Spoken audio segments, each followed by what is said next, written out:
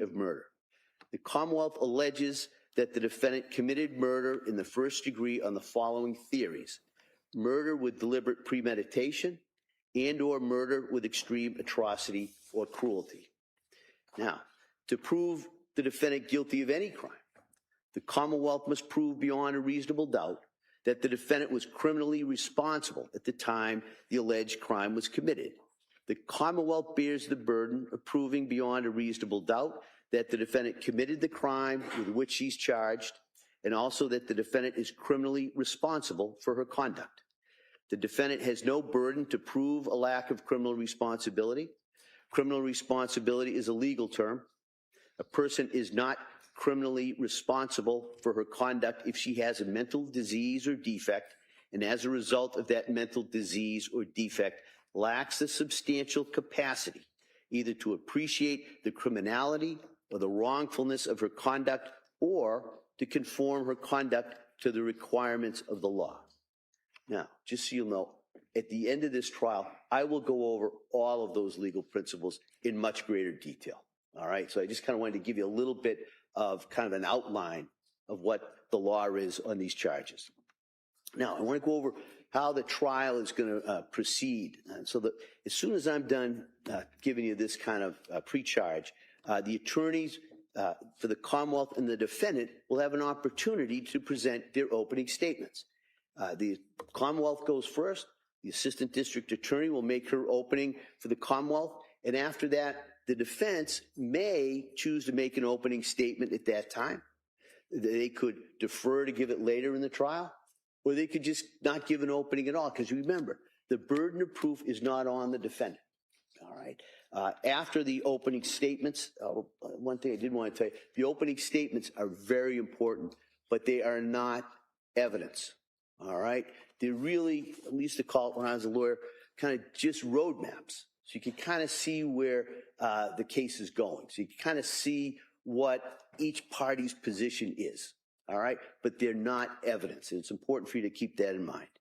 After the opening statements, the Commonwealth will then have their opportunity to introduce evidence in support of the charges. After that, the defendant may present evidence in her behalf if she wishes to, but she's not obligated to do so at all. Remember, the government, the Commonwealth, has the burden of proof, and the defendant doesn't have to produce any evidence whatsoever. Now, there also, in this case, may be some rebuttal evidence. So you may, and we'll go over that, kind of how that works in regards to the case when we get to that point. All right. Now, what is the evidence? Well, the evidence is generally from testimony. This is where the witnesses will testify from generally here. There may be some documents, there may be some videos, there may be some audios, and in addition to the evidence, we're going to take what we call a view. And a view, and I'll go over that again also a little bit later, but a view is we're just going to go to a number of spots and sites that may be relevant in this case. We're going to do that probably sometime either later this week or sometime next week. And I'll keep you advised as to that, so you can kind of check the weather and kind of how we're going to go. So that would be generally the evidence.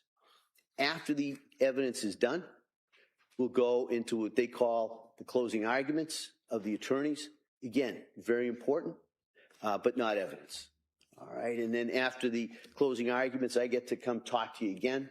And at that point, I give what they call the judge's charge, or just the instructions. And really what it means, I'm just going to explain to you what the law is. And you're going to have to take the facts that you find during the course of this trial and apply the law that I give to you to arrive at the verdict. All right? And I'll explain what the law is in much, believe me, much more detail at the end of this trial. Okay. Now, I just kind of wanted to go over everybody's kind of function in this trial as we go forward. My function is pretty simple. All right. My function is to see that the case is tried in a way that's orderly, fair, and efficient. It's also my function to decide on questions of law that might come up during the trial, and as I said, to instruct you what the law is that you have to apply. And it's your duty as jurors to accept the law, as I stated to you. All right. Well, what's your function? Well, your function is to determine the facts in this case.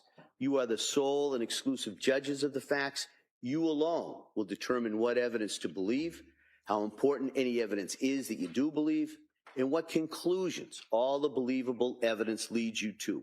You are going to have to consider and weigh the testimony of each and all the witnesses who will appear before you, and you alone will determine whether to believe any witness and what extent to which you do believe that witness.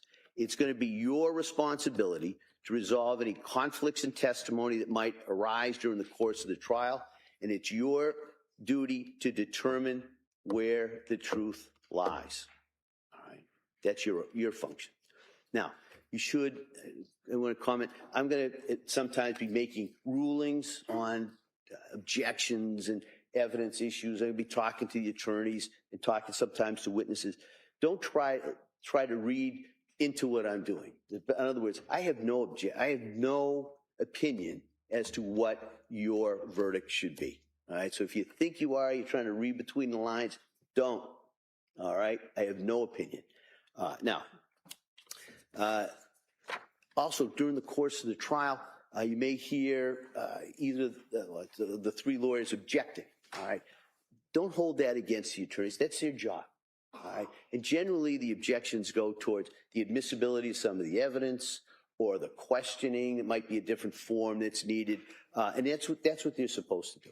So don't hold it against either side if they're making objections. And what will happen is sometimes I'll just rule right from here where I'm sitting. It may be an objection. If I say, well, that's sustained, that means I agree with the objection. And a lot of times the question is just asked a different way. If I say overruled, it just means I disagree with the objection, and the question can go forward and the answer can be given. All right, so that's just kind of the shorthand we use. There's going to be times during the course of a trial that I have to talk to counsel over at sidebar. All right, when I say sidebar at this point, that's going to be over here. All right, in this courtroom, this is the sidebar. And so a lot of times I'll have to talk to counsel over here because the law requires me sometimes to make decisions outside of your hearing. All right, so we do that over here. It can be annoying, I know that, but we do it over here because it's actually quicker than if we ask you to leave the courtroom, because you've now seen you'd have to stand up, file out one by one, all the way down to the jury room. The court officer then says they're all in the jury room. Then I talk to the lawyers. Then we resolve that. You have to then file all the way back. So we found it's quicker. And so a lot of times those things really move a case along. So I apologize if we're doing them, but that's the reason we do it. And that's the reason why we do it in the courtroom. If we're doing a sidebar conference, if anybody needs to stand up, kind of stretch, if you have bad back, you're like, those are pretty comfortable chairs, but maybe sitting there for a while, by all means do that. But when we're over here at sidebar, don't discuss with any of the other jurors kind of what's going on or what you think's going on over here, right? So you just want to stretch, you can. Now, if during the course of this trial, anybody needs to communicate with me about anything, just let the court officer know, and they'll let me know, and I'll talk to the attorneys who will deal with any of your concerns or any issues.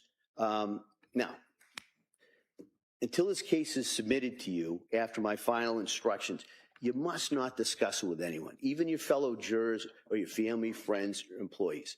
All right, so it's important that you keep an open mind and not decide this case in any way until the entire case has been submitted to you. All right, and that sounds easy at this point because you haven't heard anything. But as the case gets going, it gets harder and harder sometimes, even in the jury room. You can't start deliberating until you hear all the evidence. You can't start talking about it until you hear all the evidence, until you know the law that you got to apply. All right?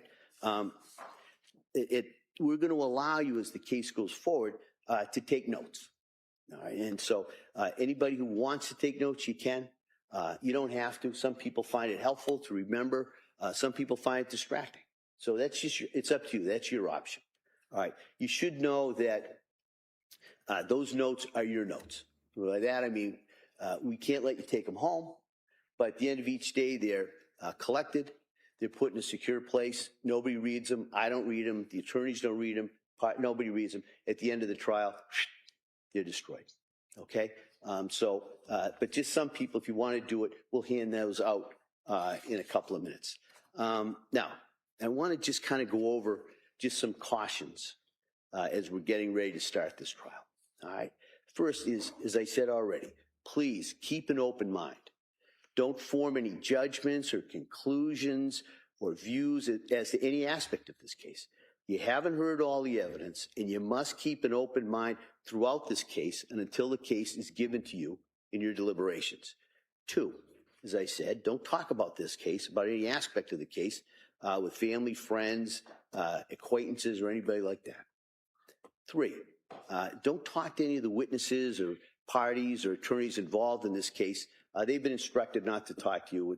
We really want you to be comfortable, all right? And so if you do pass by one of the people involved in the case, if they go by you and don't say anything to you, don't hold it against them. Don't think they're not being respectful.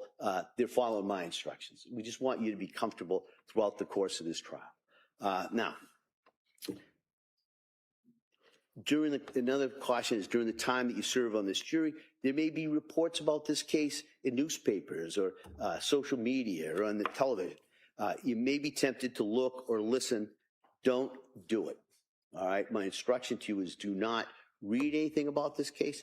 Don't listen to anything about this case. If something comes on, turn it off. Or if somebody starts talking about it, just say you can't talk about it. And you can blame me. That's my instruction. All right. Now, sometimes during the course of a trial, evidence is presented that produces an emotional reaction. And that might happen in this case. But as jurors who have taken the oath to follow the law, I'm instructing you that the law says you must separate any emotional reaction on your part from the informational value and weight of the evidence. You must find the facts in this case based only on the evidence. All right, I may go into that a little bit later, but I just kind of wanted to remind you of that in regards to that. Don't do any research on this case. All right. If you have any questions about things as you go forward, you're not to do any independent research. You've got, as I said before, we've got three very, very experienced lawyers. They'll get you the information that you're going to need to come to the right verdict. All right? You can't do any research. The other thing is don't visit the scene of any place that's described during the course of the testimony. So no field trips. All right? As I said, we very well may be taking a view or to go see some of these places later on in the trial, but that's the only time you should be there. Because at that point, you'll be under the supervision of the court officers, the court, the attorneys will be there. So that's the only time you're going to be allowed to do that. Now, I think the reason for all of these cautions is probably pretty clear, but it's just we need to ensure that a fair and just trial is given to all the parties in this case. So if you follow those instructions, you'll be able to do that. In regards to the schedule, as I told you, what we're generally going to do is start at 9. We're going to go to 11. Might be off kilter a little bit today because of this part of the procedures. Go to 11, then we'll go till 1. There'll be a break from 1 to 2, and we'll generally go 2 to 3:30 or 4. All right. Now, after saying that, as I told you, I think everybody, this is a case that we may not be sitting every day. All right. And we may have to break early on certain days. So what I'm going to try and do as best I can is give you as much notice and explain to you kind of where we are as we go through the case. So that being said, we're not sitting tomorrow. All right. Something's come up that has nothing to do with any of the participants, but we can't sit. So the thought would be we'll hopefully go most of the day today, and then Wednesday, Thursday, Friday. All right. As the week goes on, then I'll address you about how it looks for the next week. All right. And we'll try as best we can to keep you, up to date in regards to the schedule and also the progress that we're making on this case. All right. So that's pretty much what I wanted to address you in this pre-charge. These instructions are very preliminary. They're intended, as I said, just to acquaint you with the procedure and the framework of how this case is going to go forward. I'm going to talk to you later on in the trial in a much more detailed explanation of what the law is and what your obligations are. But I know that you're going to try this case according to the oath that we talked about that you took as jurors, where you promised you would well and truly try the issues between the defendant and the Commonwealth according to the evidence in the law. If you follow that oath and try this case without fear or prejudice or bias or sympathy, you'll arrive at a true and just verdict. I'm confident of that. And also, have confidence in yourself. All right? You can do this. The lawyers and I asked a number of questions, and we all decided and chose that you would be the people who could make this decision. So everyone has confidence in you. You should have confidence in yourself in regards to sitting on this jury and delivering the just verdict on this. So at this point, I'm going to now see if the Commonwealth is prepared to give their opening statements. Commonwealth? Ms. Buckingham? Sorry. Thank you, Your Honor.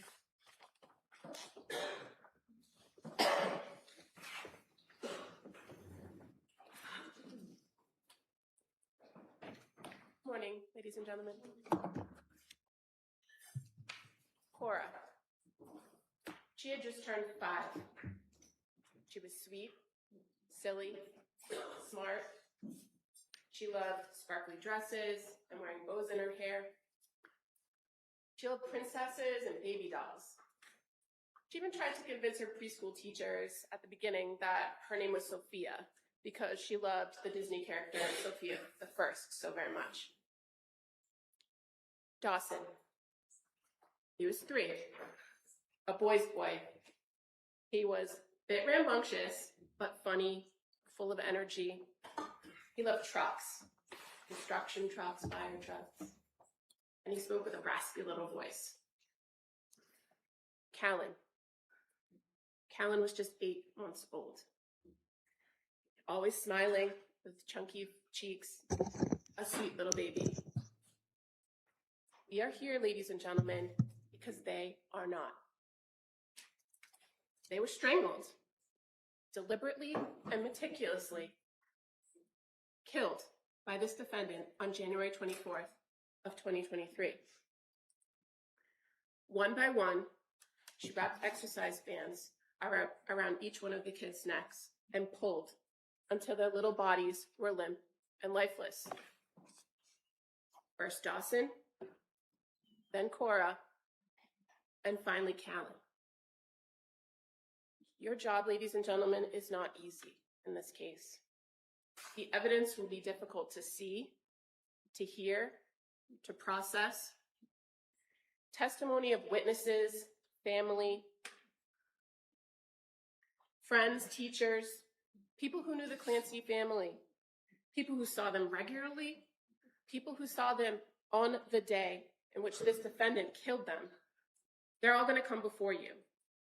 And it may be heartbreaking to hear what they have to say.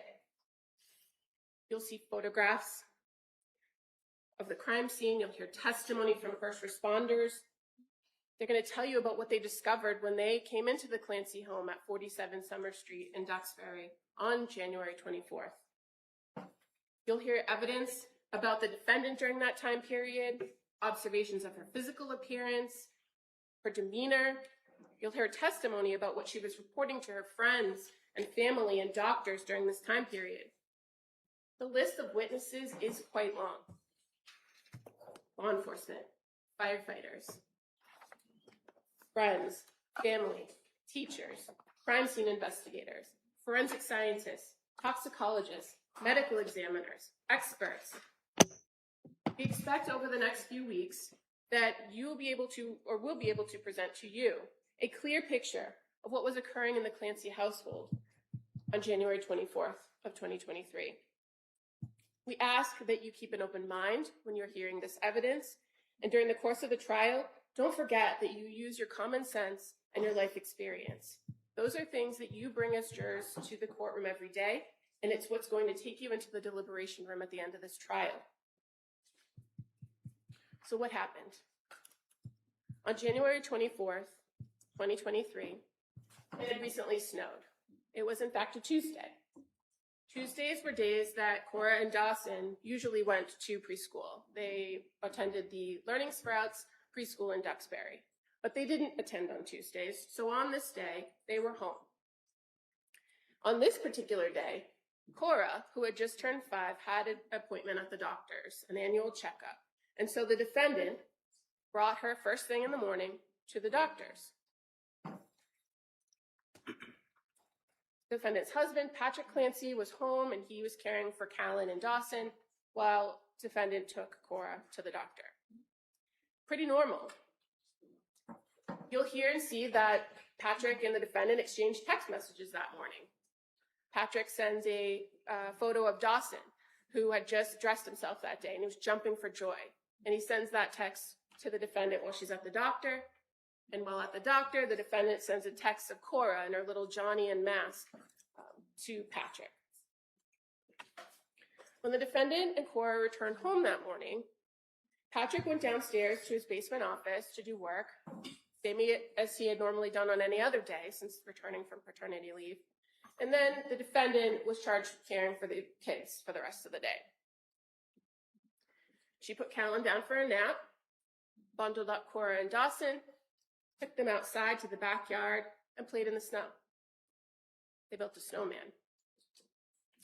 The defendant sent pictures of the snowman and the kids in the snow to Patrick when he's working in the basement, and her mom, who was living in Connecticut, who had just been there that weekend but had gone home. The day proceeds as normal. You'll hear Patrick describe it as a good day, actually. In the late afternoon, around 4 p.m., the defendant searched on her phone for kids' Miralax. She searched takeout 3V, and she opened the Apple Maps on her phone and searched the route that it would take to get from their house to the 3V restaurant in Plymouth. She searched how much time and how far it was. Now, this restaurant had been a place that the family had eaten before, but wasn't their normal takeout spot. She also called CVS and asked them about the kids' Pedialax or Miralax. And that's because at the doctor earlier that day, the doctor had recommended a laxative for Cora because she had some stomach issues. She had complained of an upset tummy at school the day before, you'll hear. She had some issues where she didn't like to go to the bathroom at school, a little bit embarrassed. So they suggested the Pedialax. So she calls CVS and she confirms that they actually have it at their local CVS in Kingston.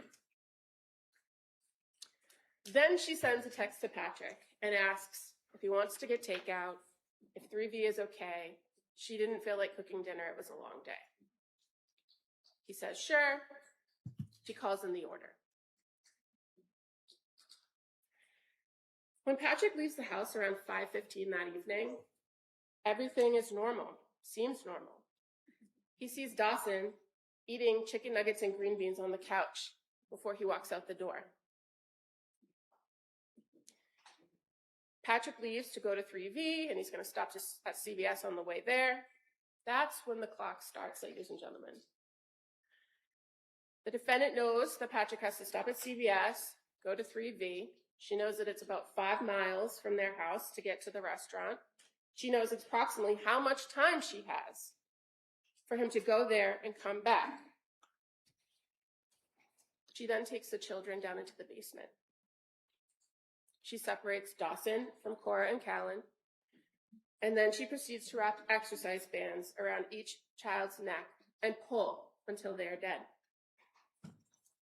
She leaves the bands wrapped around each child's neck and goes back upstairs. In the kitchen, she gets a knife, and then she proceeds to the second floor of the home. In the middle of this, she misses a call from Patrick. He's at CVS. She misses the call. She calls him right back, and they talk for 14 seconds. Nothing that she does or says in that phone call is of concern to Patrick. He proceeds on his task, and she proceeds with hers. She goes to the second floor master bedroom, locks the door, crushes up some pills, and attempts to take her own life. She uses the knife she got in the kitchen to slash her wrists and her neck. She moves the bed away from the wall, away from the window, She opens that window and goes out. She lands on the cold, hard ground. Shortly thereafter, around 6 p.m., Patrick comes home. He's got the takeout bag and the CVS bag with the medicine. He enters into the house through the mudroom door into the kitchen area, places the bags down. It's eerily quiet. He calls to the kids, no answer. He calls to the defendant, no answer. He takes out his phone and dials the number for Lindsay's phone, defendant's phone, no answer. He then goes upstairs and finds the master bedroom door locked. He opens it and enters the room, sees blood and the window open. He then goes to the backyard, and that's where he finds the defendant. She's on the ground outside that window, moaning and mumbling. At 6:11 p.m., he calls 911 for help. First responders arrive to the home almost immediately. He's still on the phone with 911 when the responders arrive, and they go right to the backyard and tend immediately to the defendant. While they're with the defendant, Patrick tells the first responders, "I need to find my kids." He had asked the defendant where the kids were, and she told them they were in the basement. So when he went in the house, that's the first place he went, down into the basement. He's still on the phone with 911 when he finds each child with an exercise band still wrapped around their neck. He screams for help, and he says he killed the kids.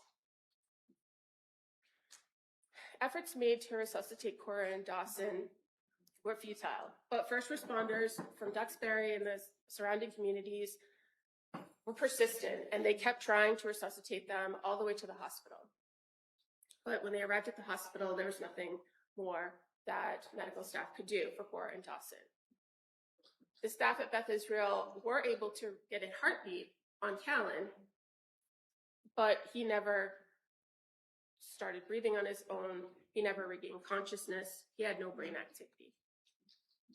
Nonetheless, he was transferred to Boston Children's Hospital, where he died 3 days later on January 27th. The defendant was taken to South Shore Hospital and then transported subsequently to Brigham and Women's in Boston. She had multiple traumas, including spinal injuries, as well as superficial injuries to both her wrists and her neck. She is paralyzed. We expect during the course of this trial that you'll hear the defendant made claims that either right after Patrick left the house or after he called her from the CVS, depending on which version of the events she's telling, she heard a voice, a male voice, a voice that she had never heard before, a voice that she never heard again. And that voice told her that it was her last chance, that she had to kill the kids so that she could kill herself. She immediately took action when she heard the voice, with no direction or details from this so-called voice, and she killed the children. Once she killed the children, the voice stopped. When you consider this information in the course of the trial, ladies and gentlemen, I ask that you consider the source, the timing, the substance of her statements about this voice. You're also going to hear from, or you may hear from, forensic psychologists and psychiatrists who talk about what's called command hallucinations and voices that people hear before they do something. And when you hear that testimony, I ask that you keep in mind the details of what she's saying the voice told her and the details of when this voice spoke to her. Another important thing to remember throughout the course of this trial is that this is not a case about the Lindsay Clancy that sits before you today. This case is about the Lindsay Clancy on January 24th, 2023, at the time of the crimes. This was not a woman in the throes of psychosis on January 24th, 2023. This was a woman who acted intentionally, rationally, and swiftly to accomplish a very specific goal: to kill. You'll see and hear evidence about all the things that she did that day, what she did in the days leading up to this incident, leading to the murders. You'll hear her spending time with her family and friends. You'll hear her appearing to be in good spirits and doing better for all intents and purposes. On that very day, you'll hear she interacted with people at the doctor's office. She came home and took care of the kids. She talked to people on the phone and via text message. The evidence will show you she was not psychotic that day. Throughout the evidence in this trial, you will learn about the defendant being the classic overachiever in school, in her personal life, in her nursing career. She was someone who liked to control every little detail of her life, of her family's life. In contrast to pictures you'll see of the doting mother, the dedicated nurse, you'll also see a side of Lindsay Clancy that's different. Somebody extremely controlling, meticulous, and manipulative. The days were laid out with specificity. Strict schedules were expected to be maintained. Food was planned carefully. Sleep was scheduled to the minute. And in the time after Callan was born, her last baby, the family had to adjust. And by all sources that I expect you're going to hear at that trial, that summer was great. But after Patrick had finished his paternity leave and was back to work full time, when she no longer had a nanny to watch the baby, do laundry, tidy up the house, follow her schedule, when she was responsible for it all, it was hard. It was hard for her to maintain that control. It was hard for her to bond with her kids. And in efforts to maintain control, she withheld information from her husband, from her doctors. She reported serious symptoms that were inconsistent with her daily activities, you'll hear. And ultimately, on January 24th, 2023, the defendant made a calculated decision. This was a woman who no longer liked the life she thought she wanted. It was getting harder and harder to control. And when she saw the opportunity to escape, she made the selfish choice to take it and to take Cora, Dawson, and Callan first before attempting to take her own life. Ladies and gentlemen, this is not a public debate about women's mental health and how the medical system treats women. This case is about this defendant, Lindsay Clancy. There is no dispute that she was dealing with mental health issues during this time period prior to the murders. There'll be medical records, medical doctors, mental health professionals that will talk about treatment, prescriptions, hospital visits. All that's going to be before you. The evidence will show that this defendant had a means and access to mental health that most people don't. And she chose to deal with her mental health issues in the worst way. She chose to manipulate her providers, seek out the quick and easy fix when she was feeling depressed and anxious. And when she didn't get what she expected, she chose an alternate route. She sought a different doctor. She changed medications after days. She disengaged from treatment when she didn't like the plan.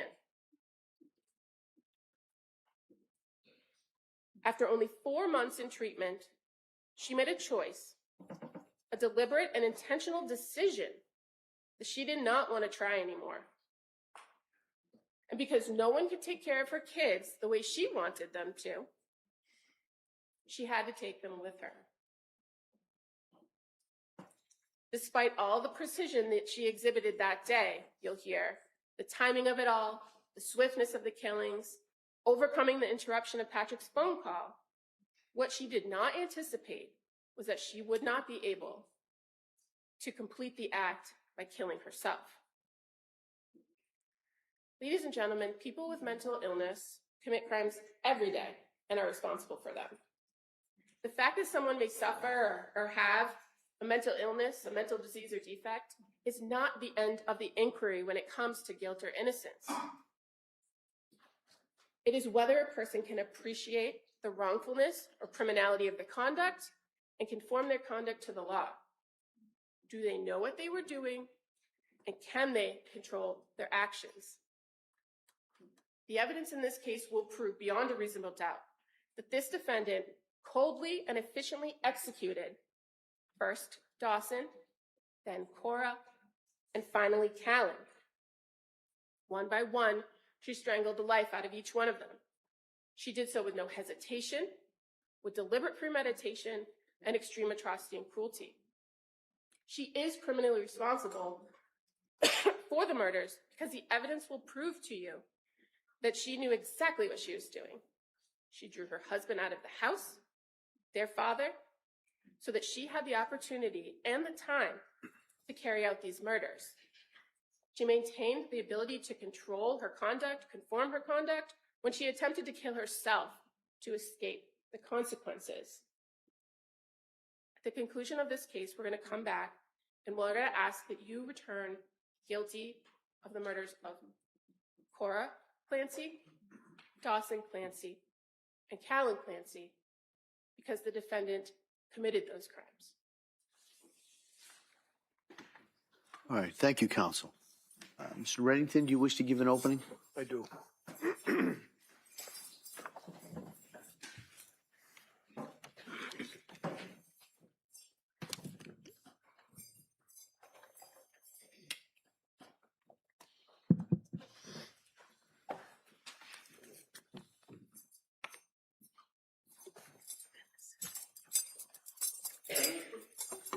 Your Honor, I might use the easel, may it be placed in front of the TV screen so that the jurors are able to. Yes. Thank you.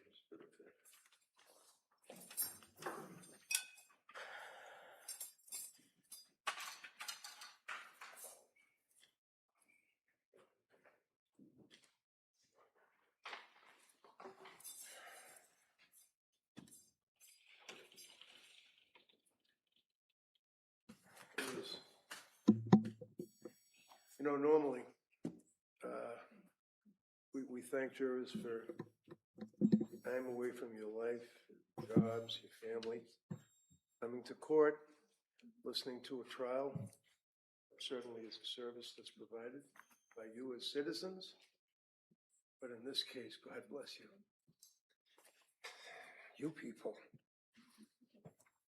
are going to have to listen to some of the most horrific things. Look at some of the most horrific things. And jurors, it's a beautiful system.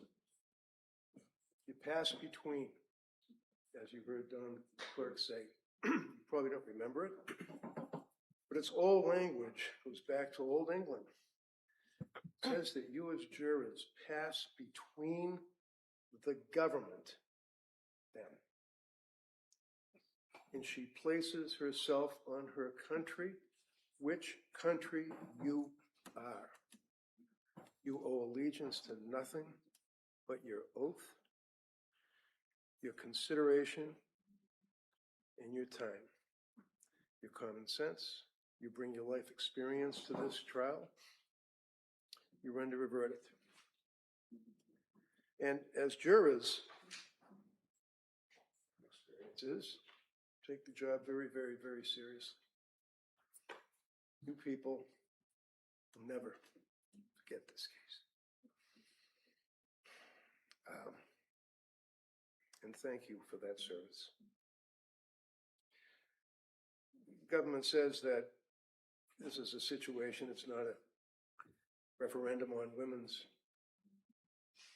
having babies and having postpartum psychosis, postpartum depression, but it sure as hell is. Because you're going to hear, consistent with what His Honor told you in the instructions, consistent with the obligation that the government has when they brought this charge. Tim Cruz, the DA, right in the front row, brought this charge. He knew, as did his office, the facts of this case. And he knew when he brought this charge that it was going to kill the soul of this young woman. And they would bring their evidence in front of a jury that she knows that she killed these children. We'll sit here, listen to their evidence, but I suggest to you that the issue for consideration is what was going on in that woman's mind. You're going to hear evidence that, as the government said, Lindsay was a kind of a parent pleaser. She was a person that in school had a lot of friends, still has friends. You'll hear evidence to this day from the 6th grade. High school, college, nursing school. You're going to hear evidence that Lindsay, in the course of being in high school, she was a high achiever, gymnastics. Stopped doing gymnastics because she hurt herself and didn't like to do the backflips and stopped doing gymnastics, but she was very athletic. You're going to hear evidence that right after she had the birth, the last child, within 4 or 5 days, she ran a 5K. She was very, very, very physically fit.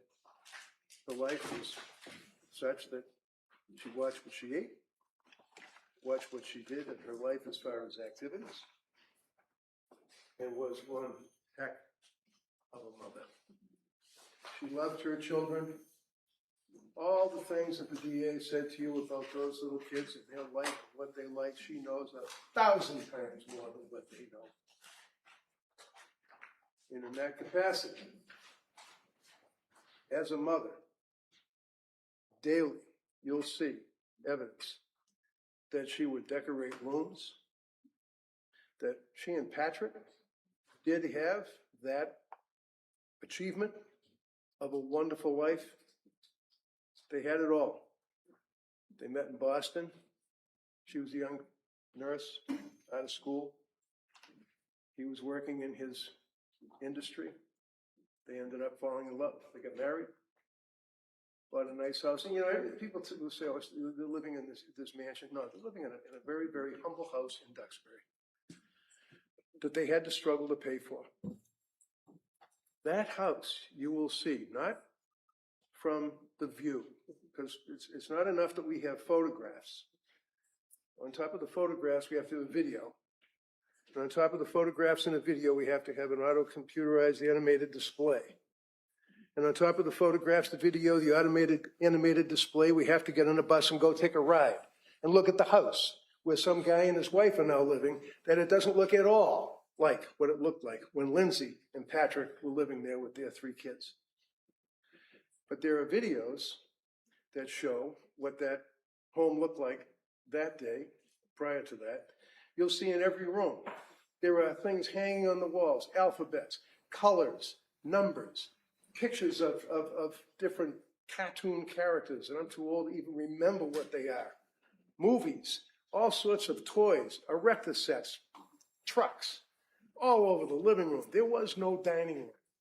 It was a large thing for the baby to be in, and then surrounded by toys. Every single room had toys in it. These children were loved and nurtured and cared for by her. She didn't want to get rid of her kids because of her selfish life, as the government indicates. She loved those children right up to the time of their death. You're going to see that there's photographs in this case that you will be able to evaluate that show that. Some of them might even be in the videos that the state police took.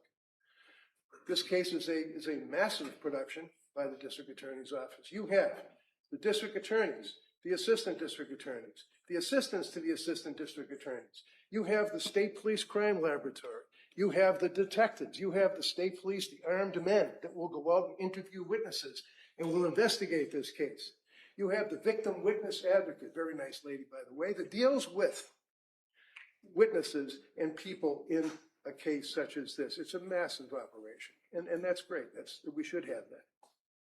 But when you're considering the evidence, you consider the fact that you have 2 young people that were living this life, that were working, and Patrick, not because of COVID, not because of he just didn't want to work in an office anymore. He worked out of his basement.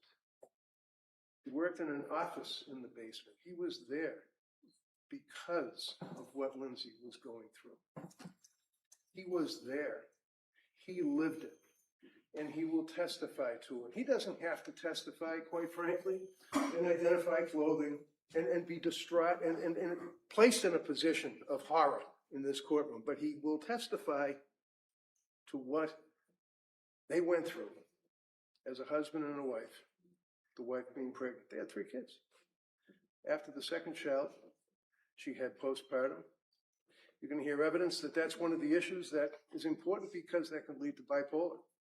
One of the things that you don't do, which is taboo, is if you have somebody that's bipolar, you don't put them on an antidepressant. You don't put them on Zoloft. You don't put them on what's called an SSRI, selective serotonin reuptake inhibitors. It messes with your brain. You don't do that, but it was done in this case. The reason that Lindsay went to the doctors was in September 2022. July and August of 2022, they were very happy. Lovely little family. September, things went sideways. And she looked for, and you heard the government saying, and remember what they say, and remember that when they prepare a case, and remember how they can point at different aspects of a case that show guilt, that show that somebody's conniving. In this case, how many times we heard she faked the suicide. Faked the suicide. Little cuts, dinky little cuts, scratches, you'll hear, stated in the opening statement or time of the arraignment. That she asked for a lawyer. That's rich. You're going to hear evidence that she was in her bedroom after the horrific act in the basement. And that she was up in the bedroom, that she stood in front of a full-length mirror, that she took the knife that was in the kitchen that she had taken. And when she took the knife, she cut her throat in front of the mirror.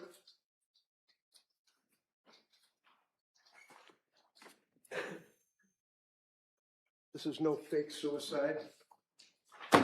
This is her when she was brought to the hospital. When she was in the hospital. That's what her appearance was at the South Shore Hospital. When she's at the South Shore Hospital, she had wonderful care and treatment that was able, against her will, to save her life. Fake suicide, little scratches, dinky little scratches. This is a photograph that was taken at the South Shore Hospital of her neck.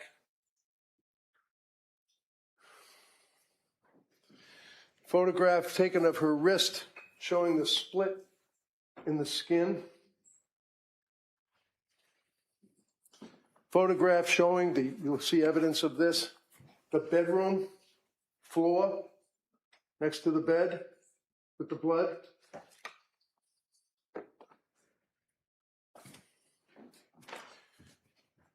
The knife next to the cup. Sadly, a gift saying, because kids. You see the white residue inside the cup? That's where the pills were crushed up with leftover lemonade from the night before when she consumed that. That's the knife. This here you'll see is sleep aids. See this here, deep sleep pillow spray. She couldn't sleep. She couldn't sleep for months.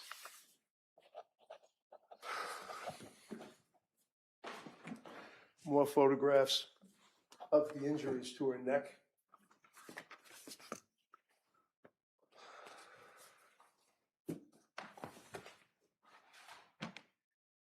And then, in the course of the fake suicide speculation by the police, you'll see the evidence that she hung on the window ledge and, like Spider-Man, I guess, slid down the wall of the house. You're going to hear evidence that she flung and threw herself out the window, striking her head on the ground, full ground, causing what's known as a Jefferson fracture of her neck. She shattered, exploded her thoracic spine, shattered her cervical spine, the first disc, broke every rib. In the Jefferson fracture, you'll hear evidence is not consistent with a fake suicide by any means.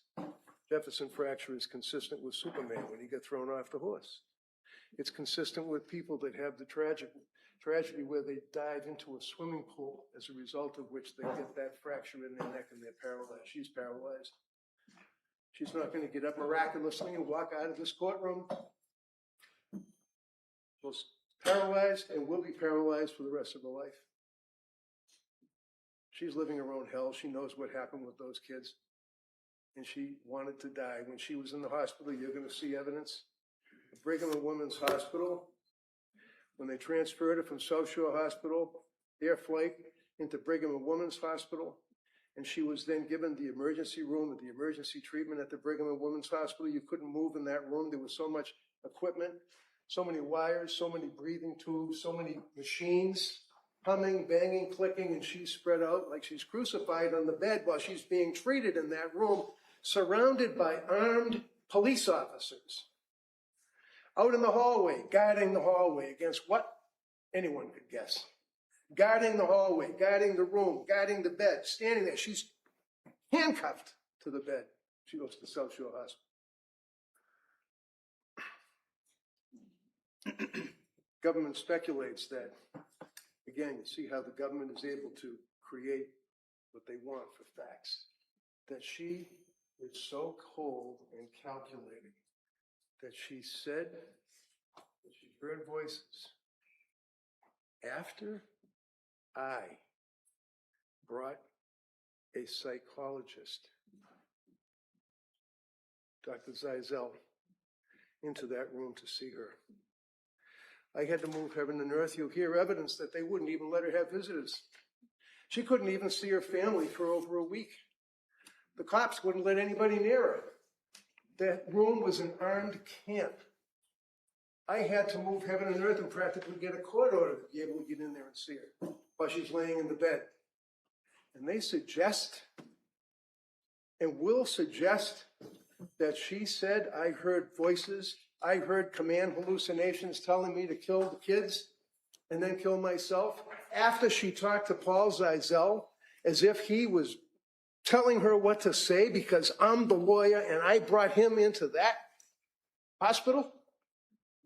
You're going to hear evidence that Paul Zeisel is one of the most respected psychologists. You're going to hear evidence that he was embedded with the military in Afghanistan for years. You're going to hear evidence that he works for the government when there's a shooting involving the FBI, the CIA, or any of those alphabet soup cops. He's involved out interviewing these people for post-traumatic stress. I knew that he was the man to talk to this young woman in the hospital. When I finally was able to get into that room, into that hospital, he was with me. He did not tell her command voices. He, as a human being, gave her a cell phone so she could call Patrick. But you know what? You're going to hear evidence from a woman who works in Brigham and Women's Hospital. I saw Lindsay as soon as she came out of her coma. She is a woman that works with the religious services in that hospital. And the first thing that Lindsay wanted to know is, where's my family? And then she told her about what happened and told her about the command voices. And this is well before she ever met me or Paul Zeisel. So you have to keep focused on the evidence because it's so easy to manipulate. There's no fake suicide. And there was no plan to fake her sickness. This is a young woman that, with her husband, tried very hard to get the help she needed. She went and saw a doctor by the name of, oh, by the way, remember in the opening, the government says she shopped around for doctors, I guess, that she wanted to get doctors to, I don't know, give her drugs or something. You can hear evidence that she went online and she looked for someone that was into neonatal or post-baby delivery because she knew that she was in trouble. She couldn't sleep. She had insomnia. It wasn't just, when you get up in the middle of the night because your phone's on. She couldn't sleep. She'd only get 2 hours a night, 3 hours a night if she's lucky, as time went on. In September, she went to see Dr. Tufts. Jennifer Tufts is the name of the doctor.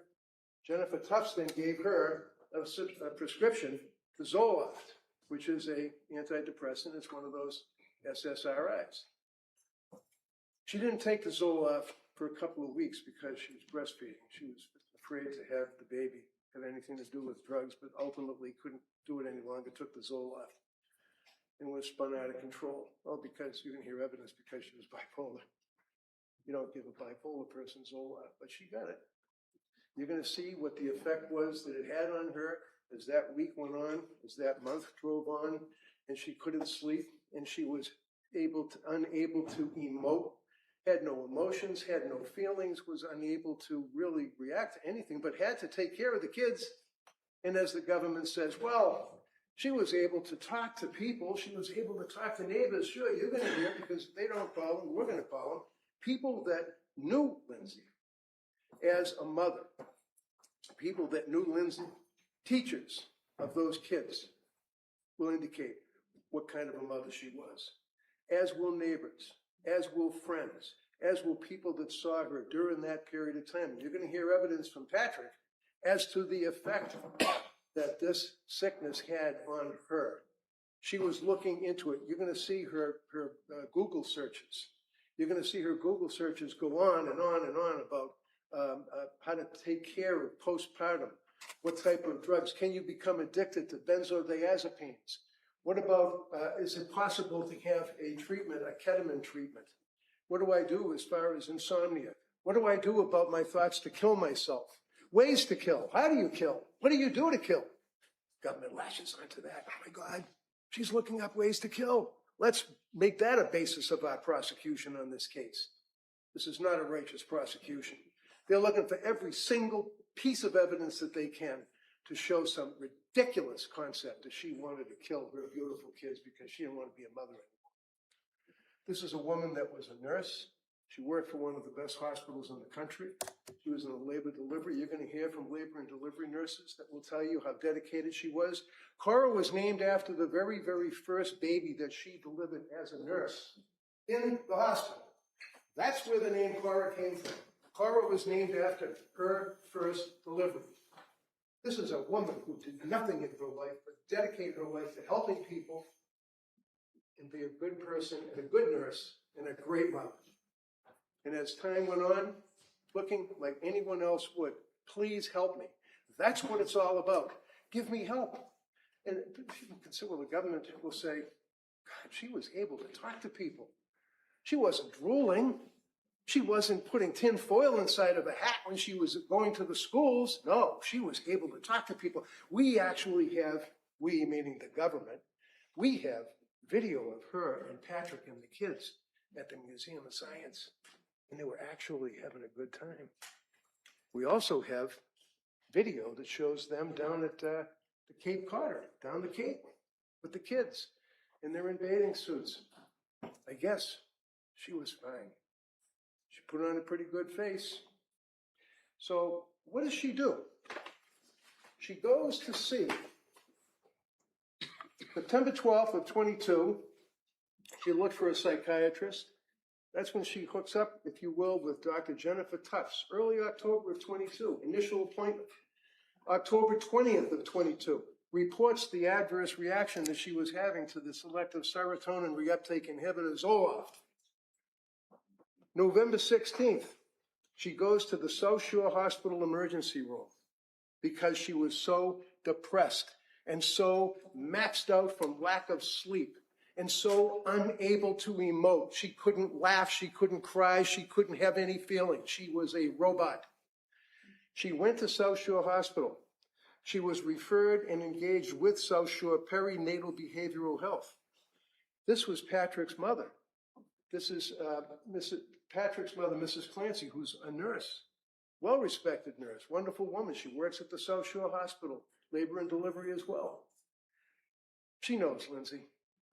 And she told Lindsay, you got to go to this outfit here, which was the South Shore Perinatal Behavioral Health. She didn't look them up because she wanted to get drugs. She was referred by her mother-in-law, who's a nurse. She went to see these people, November 21st of 22. When she was engaged at the South Shore Perinatal Behavioral Health, she's going on one drug to the next to the next. The drugs that she was prescribed you see here, and you'll hear evidence that, first off, Jennifer Tufts, September 15th, 22, sertraline, that's the Zoloft. Then lorazepam, October 21st, Jennifer Tufts. Then hydroxyzine, Jennifer Tufts. Lorpazam, Jennifer Tufts. Buspirone, Jennifer Tufts. Lorazepam, increase, Jennifer Tufts. Buspirone, increase from 1 milligram to 5 milligrams, Jennifer Tufts. Trazodone from another individual. Fluoxetine, 10 milligrams from another person named Julie Paul. Julie Paul worked at the South Shore Hospital when she went there to go to try to get some help from South Shore Perinatal Behavioral Health. More medications, spiraling, continuing on, down. Pat lived this, and he will testify to what they went through. At this point, at the end of November, around Thanksgiving, she's reporting disassociation and confusion. They put her on Remeron. This is around Thanksgiving. Things were so bad at this point that her mother and father came up from Connecticut and lived with them to take care of the kids, to help, because she was walking around absolutely a zombie. She would rock on the sofa, crying hysterically, banging her head into the pillow of the sofa. Patrick will tell you what he observed with her. She dealt with her parents. Her parents were there to try to help. Is this someone that's faking because she doesn't want to be a mother anymore? The parents were there. Mother and father, wonderful people. Mother's retired. Dad took pictures of high school kids for yearbooks. They did what they could.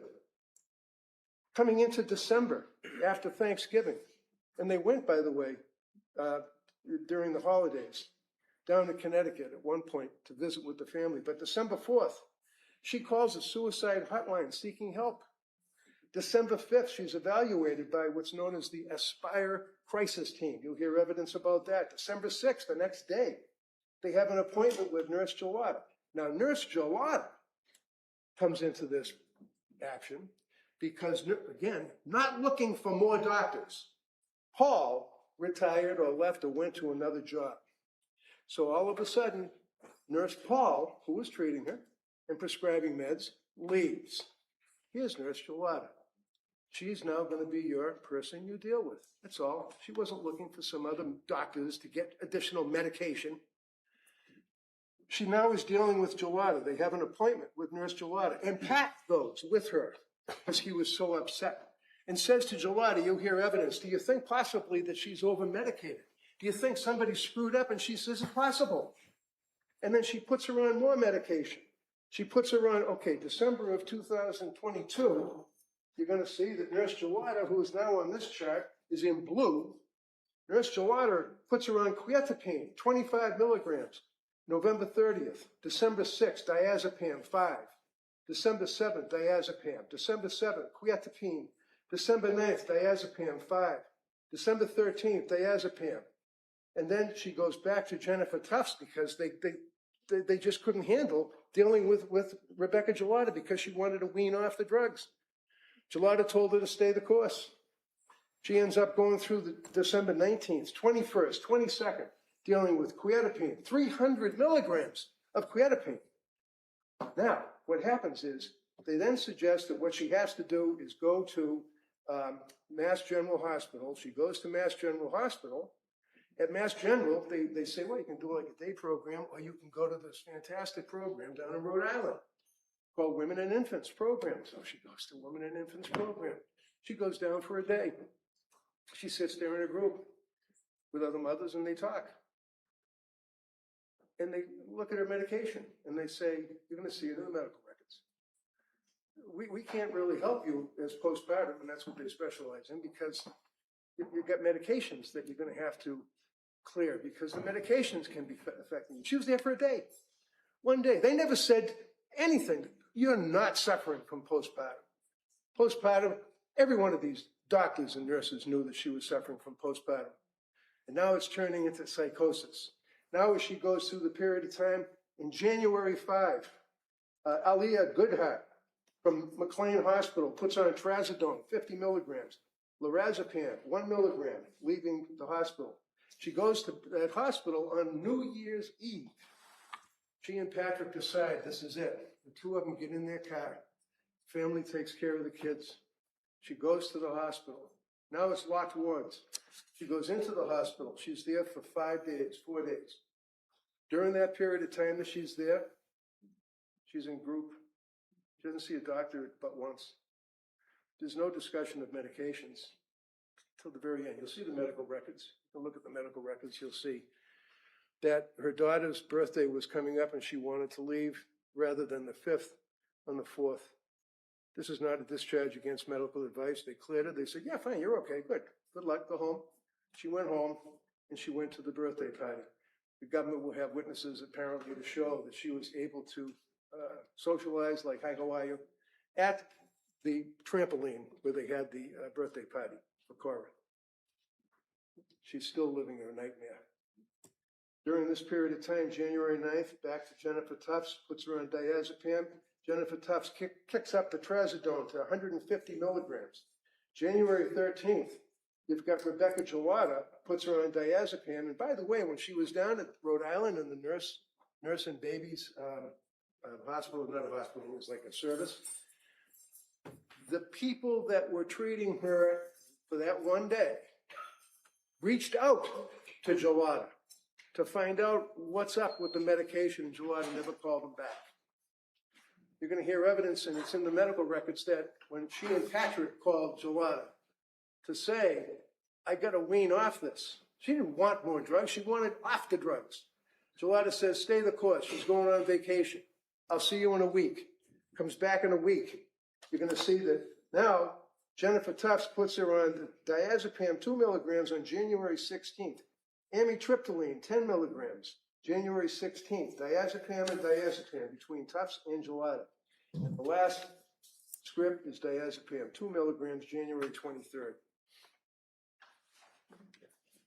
During that period of time, you can see that on December 20th and 22nd, she was evaluated at the Women's and Infants Partial Hospitalization Program in Rhode Island.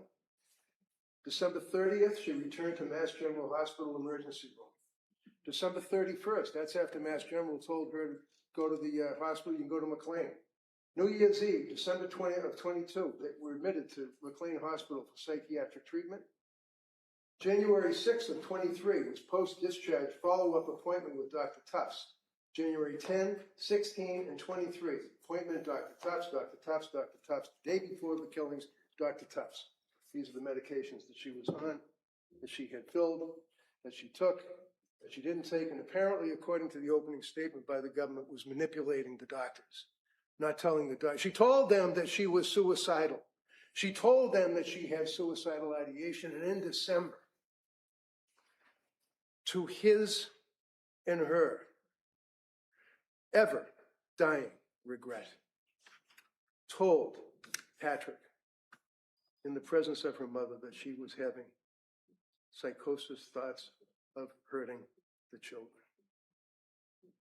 This is a woman that did not get the medication, did not get the medical treatment that she so deserved.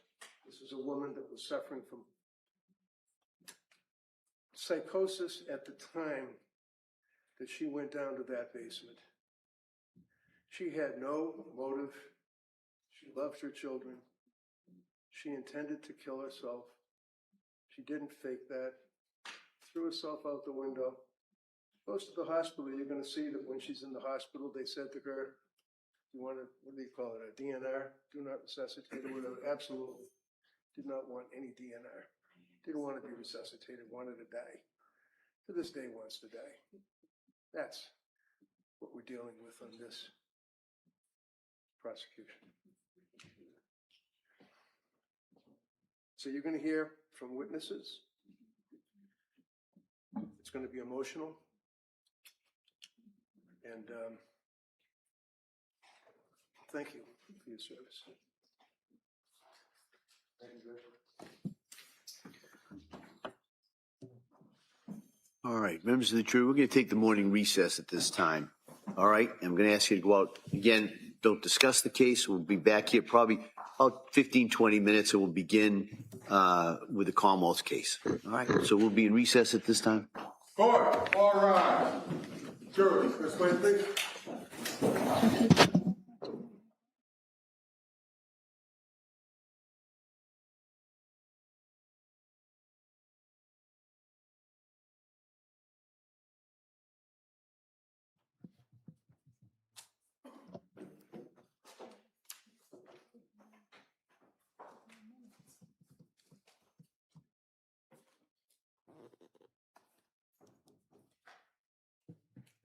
All right, council, we need to discuss anything at this time? No. Your Honor. Okay. So we'll be in recess for about 20 minutes. Thank you. Thank you. Clear the courtroom, please. Thank you.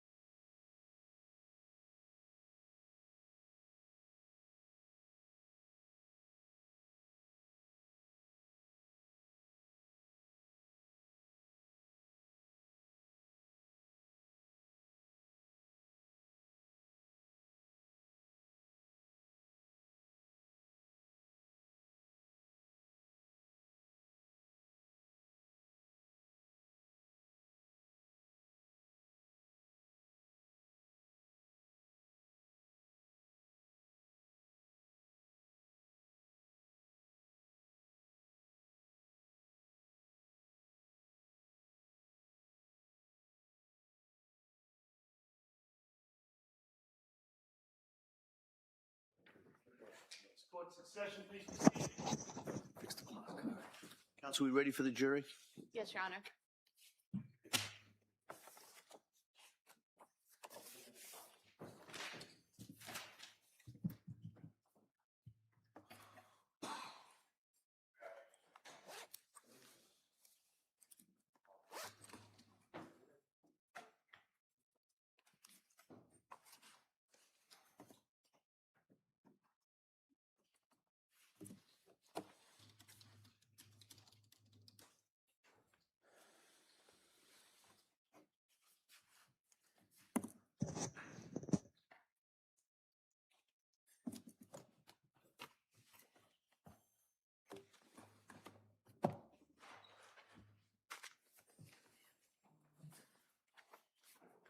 Court, all rise. Jurors enter.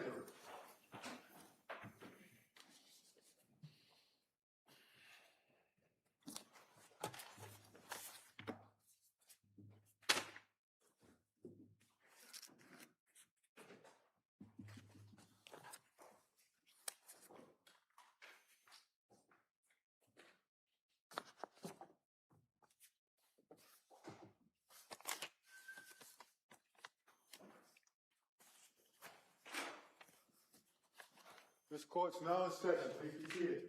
Your Honor, for the purpose of the record, we return back to the trial of Commonwealth versus Lindsay Clancy. All parties are present, including the defendant. All right. Well, members of the jury, thank you for your patience with us. We're now going to begin the presentation of evidence. Commonwealth, you call your first witness, please. Thank you, Your Honor. Commonwealth calls Patrick Clancy.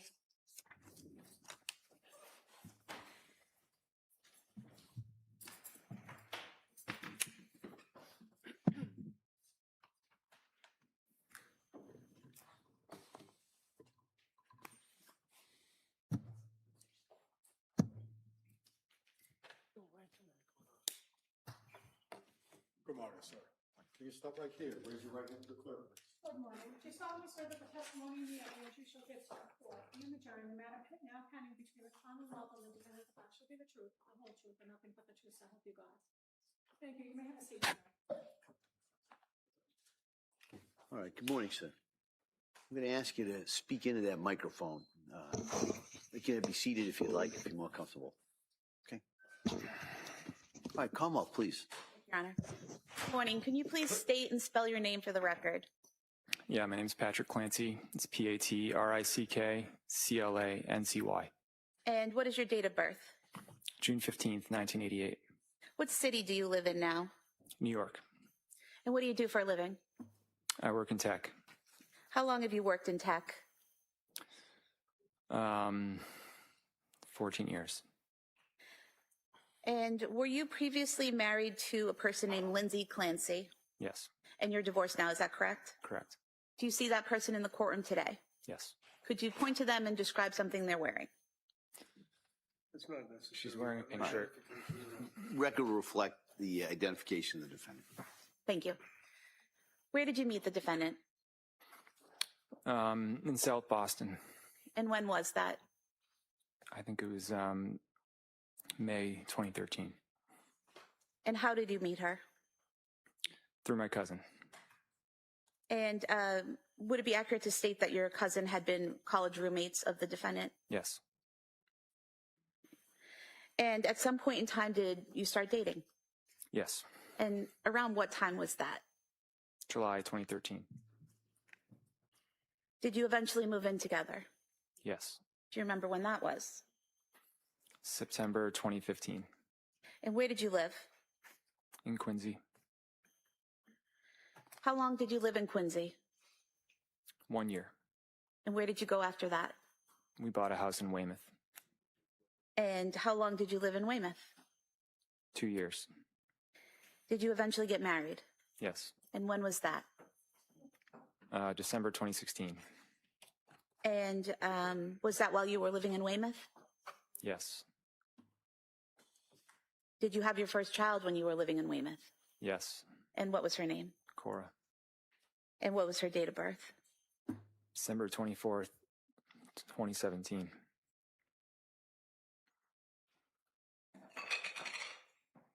Prior to getting married, did the defendant ever tell you she had taken psychiatric medication while in nursing school? Not that I recall. After having Cora, did the three of you move somewhere else? Yeah, we moved to Duxbury, And what was your address in Duxbury? 47 Summer Street. And do you recall when you moved there? I believe it was July 2018. And where were you working at that time? I was working for a startup called Automation Anywhere. At some point in time, did you start working for Microsoft? Yes, And when was that? May 2020. And when you worked for Microsoft, did you go to an office or did you work from home? I worked from home. And was that from 2020 onward that you worked from home? No, I started working from home in 2018. 2018, okay. So from 2018 up until, let's say, 2023, you were working from home, is that correct? Yes. And did you have an office in your home which you worked out of? Eventually, yeah. And where was that located? In the basement. And was that a finished basement? Yes.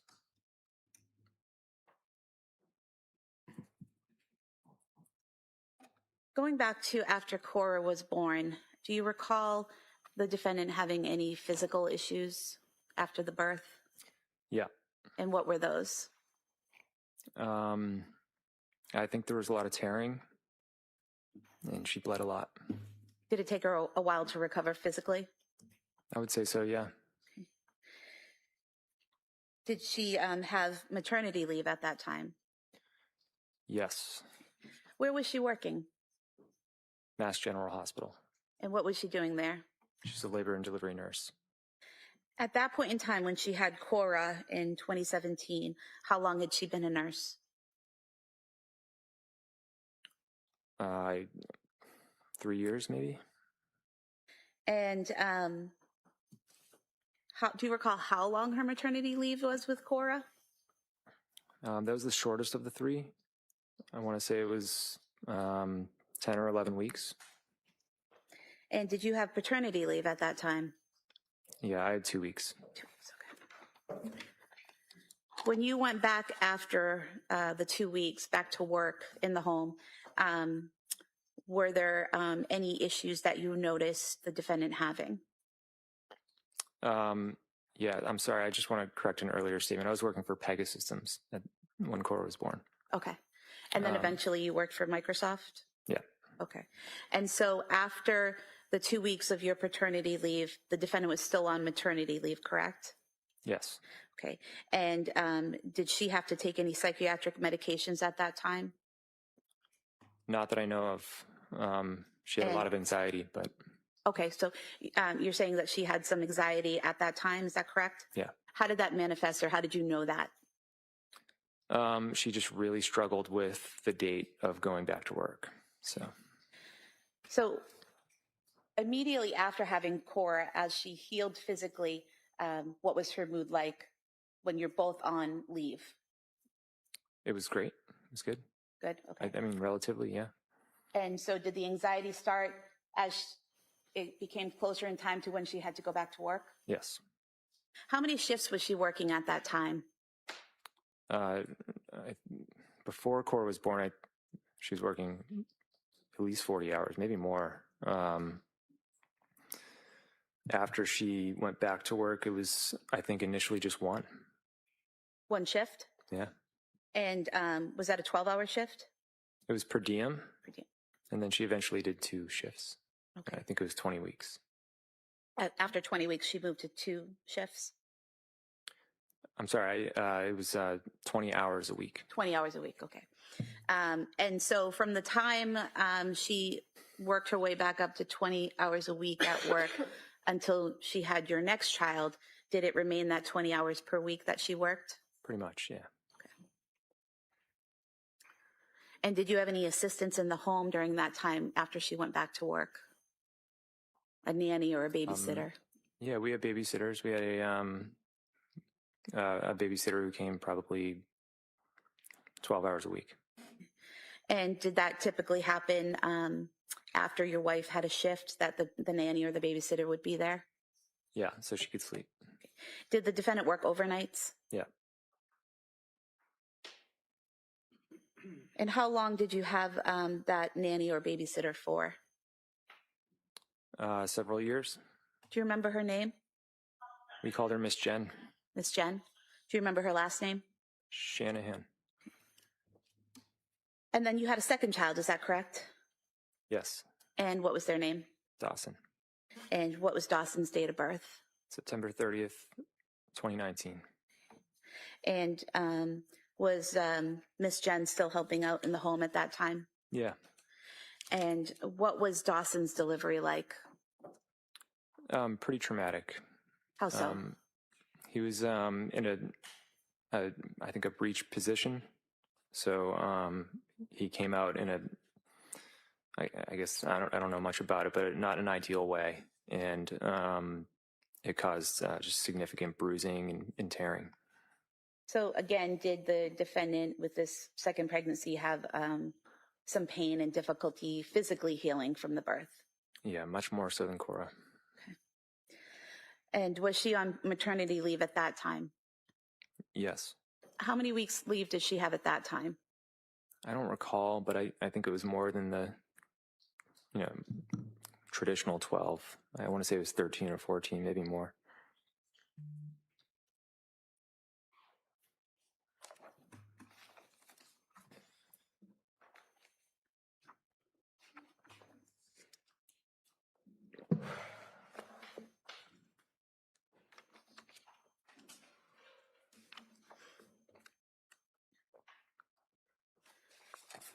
Page 13, if I may approach.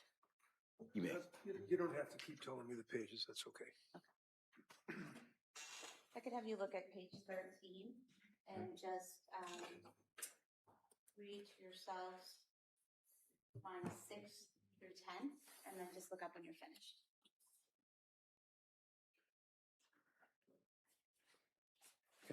Thank you. Does that refresh your memory as to how much maternity leave the defendant had after Dawson's birth? Yeah. And what was it? 18. 18 weeks? Mm-hmm. Is that correct? I believe so. Okay. And, after dealing with the physical pain of birth and starting to heal, how was her demeanor and experience during that maternity leave? I think it was fine at first. It was always when she had to go back to work, that's when she struggled. So. Okay. So that was a pattern that you saw after Yeah. the baby. Maternity leave was good, and then she'd struggle going back to work? She just had a really hard time being separated from them. Okay. What was the plan for how many shifts she would work or how many hours she would work after Dawson was born? I believe it was the same thing. And in terms of Ms. Shanahan, the babysitter, you had mentioned before that she was there about 12 hours a week. Did that stay consistent after Dawson's birth, or was it more or less? Probably consistent.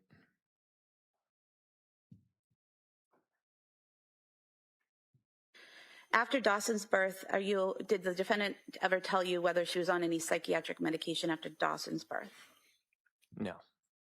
Did she seek treatment or tell you she sought treatment after Dawson's birth?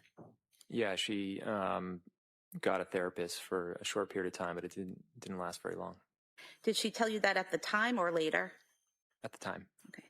And did she have any psychiatric hospitalizations or commitments at that time? No. What about after Cora's birth? Any psychiatric hospitalizations or treatments? No.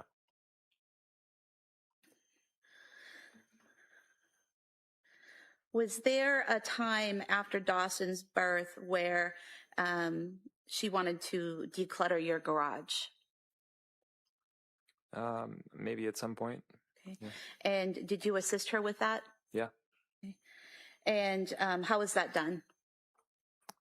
We had a lot of stuff to throw away, and I think we sold some stuff on Facebook Marketplace. We just had a lot of stuff. So did the two of you go through the items in the garage and organize it into what you would keep, what you would throw away, and what you would sell? Yes, Okay. And so it was very organized. I would say so, yeah. And you finished the project, is that correct?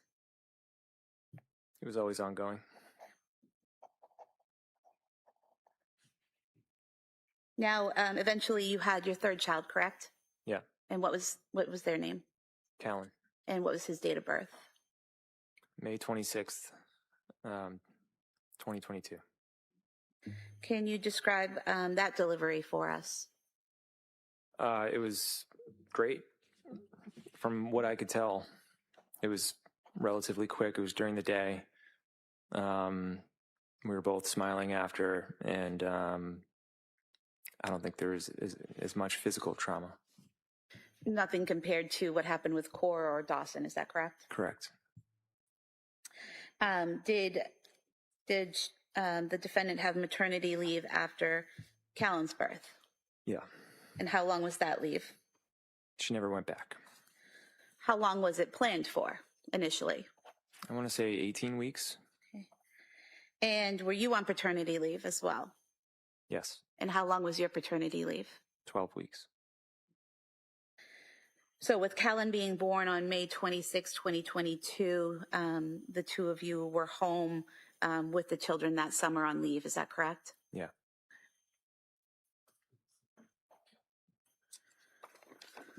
What was family life like during that time period, those summer months? It was great. We had a lot of time off. I was able to spend a lot of time with, I spent a lot of time with Cora and Dawson. So I would take them around, the playgrounds and birthday parties and stuff like that. Okay. And what would Lindsay be doing while you were with Cora and Dawson? Sometimes she'd come with us with Callan, but oftentimes we did kind of like a divide and conquer. So she'd be home with Callan and I'd be out with the older kids. And what types of family activities did you all do during those summer months? We went on a couple vacations. We went to the beach. We went out on our boat and went to friends' houses. During those months, when you're going to the beach and out on the boat and visiting with friends, were there any signs of anxiety in the defendant during those months? I would say starting in September, yes, but in the previous months, not so much. When had she been scheduled to go back to work? I don't remember the exact date, but I think it was October. Okay. So again, it was that pattern of as it became closer in time to go back to work, Yeah. she started to struggle? Yeah.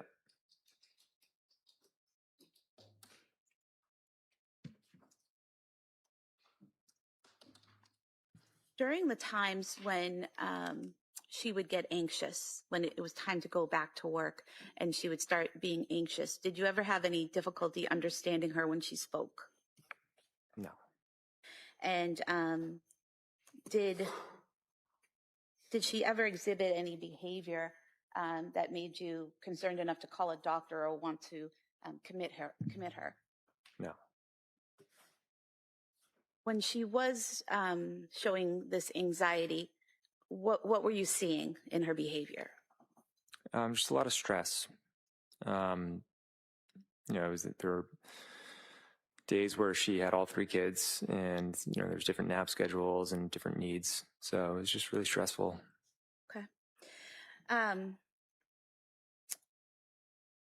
And you're still working in the basement office at this point after Callan's born, correct? I went back to work late August. Okay. And when you work downstairs, how often would you come upstairs during the day? All the time for lunch or just to say hi. Were there times when Lindsay would ask you to hold the baby in the office while she was doing something? So, yeah. Okay. And were there times when you would watch one or more of the children while she took another to a doctor's appointment or to an errand or something like that? Yeah, if it worked out with the schedule, yeah. Okay. What was the plan in terms of how many shifts or hours she was going to work after Callan? I believe the plan was 2 shifts per week, but there was a lot of flexibility. She could have done really anything. Do you recall saying previously that that you were going to start off with 1 shift and hopefully move to 2? I could imagine, yeah. Okay. And you said there was some options, correct? What were those options if that didn't work out? Well, I always put money aside in basically our own maternity account, just so that if she needed more flexibility, we planned for that. So if she needed more time off, more than what her work would provide for her, you were financially secure enough to afford that at that Yes. time.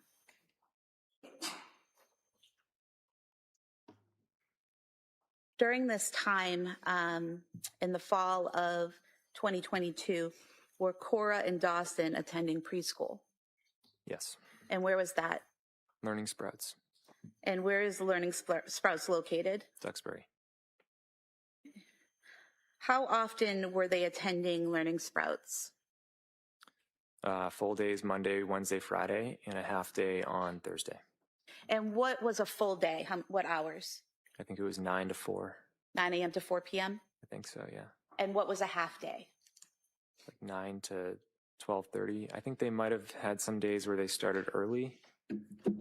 I can't remember. Okay. But basically all day, working hours all day, Monday, Wednesday, Friday, and then the mornings on Thursday. Is that right? Right.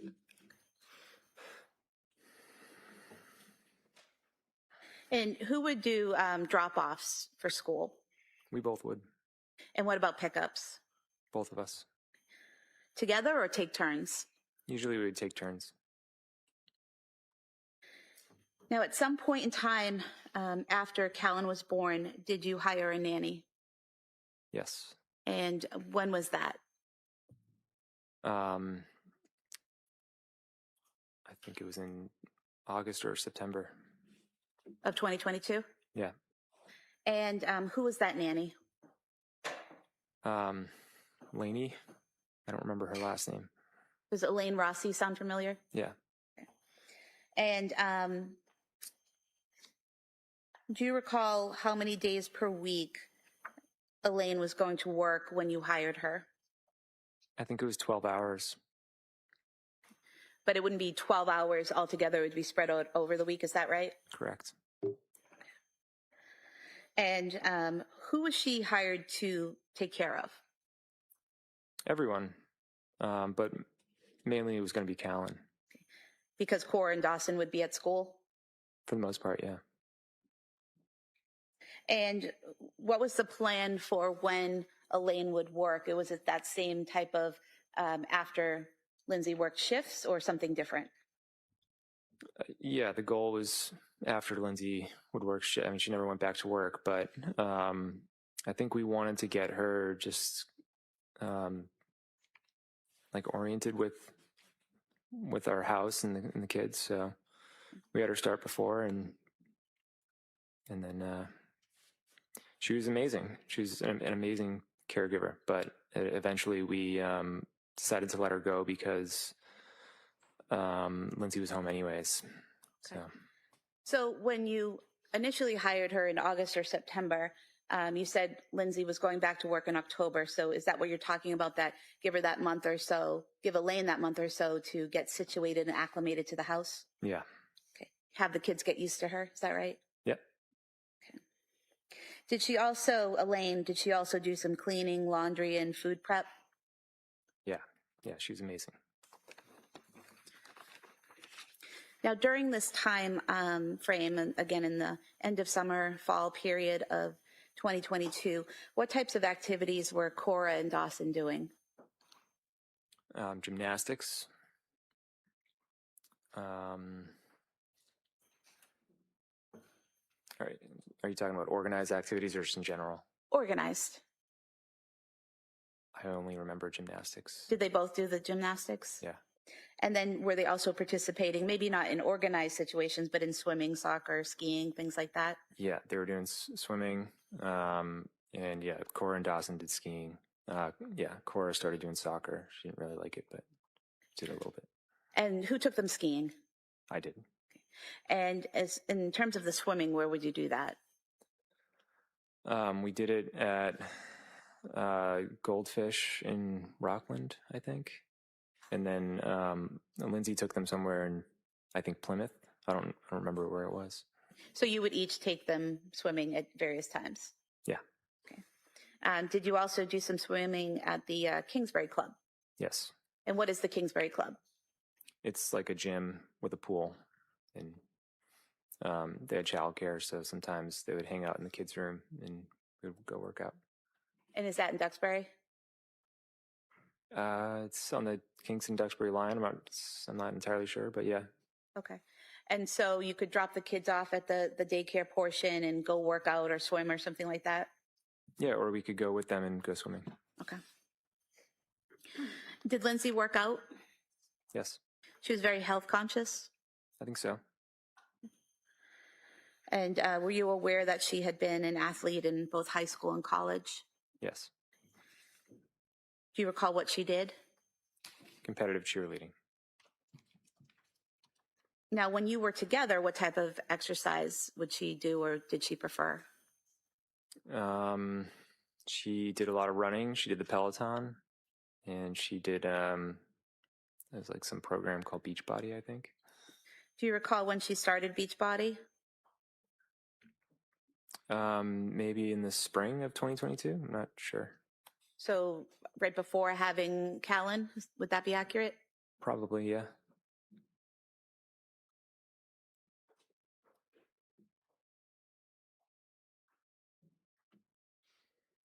When you returned to work, and you said that was in August, correct?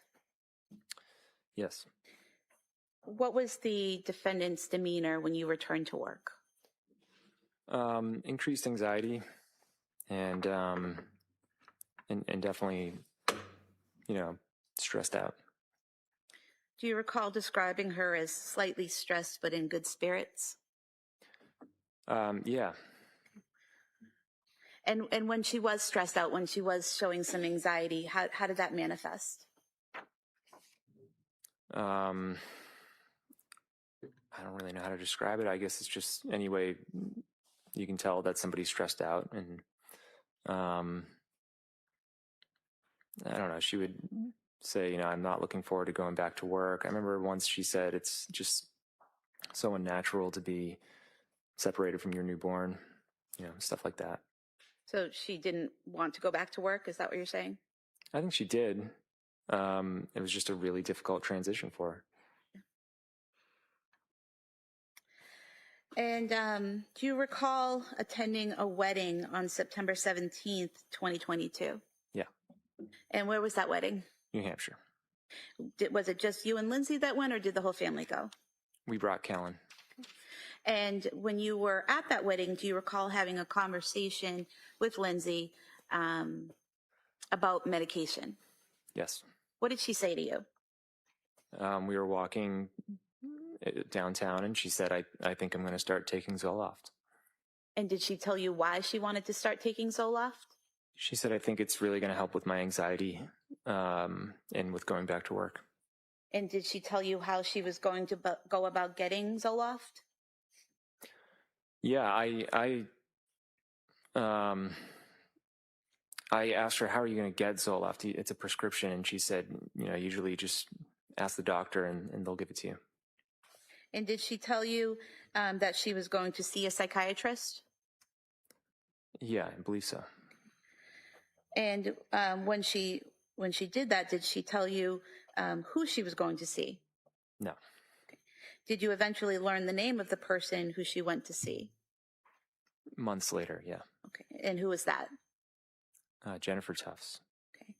And did Lindsay tell you when she started seeing Dr. Jennifer Tufts? No. Did you learn, or strike that, did Lindsay tell you when she received the medication and when she started it? No. I mean, I should correct that. It's not exactly. Well, let me just ask a question first. Sure. When did you have a conversation with Lindsay about the medication she was on? Eventually, yeah, but I didn't know the start date. Okay. And so when did this conversation take place, this eventual conversation? Probably the end of October. Okay. And at that point, what did Lindsay tell you about the medication and how she was taking it? I don't remember exactly, but I learned that she was taking the Zoloft, and I don't remember really too much about it after that. She was just taking it, and we were seeing how it went.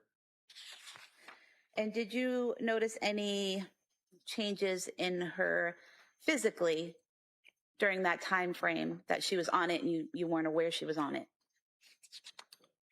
At the time, no, I don't think I did. And did you notice any changes in her emotionally during that time when she was on it, but you weren't aware she was on it? Yeah, she wasn't really improving. She just kind of seemed to be gradually becoming more in like a depressed state. And how was that manifesting? What were you noticing? It was just small things. I was planning a trip with Cora to San Francisco, and she was nervous about us going. And I remember we went to a Halloween event, and just leading up to it, I remember it just kind of seemed like she didn't want to go for some reason. Okay. Now, do you recall learning that she had actually obtained the prescription the day before she told you she was going to ask for the prescription? I did later learn that, yeah. Okay. So she's telling you at the wedding that she is going to ask to take this medication and going to see a psychiatrist to get on that medication, but she actually already had the prescription. Is that correct? Correct. I don't think she started taking it yet, but she already had it. Okay.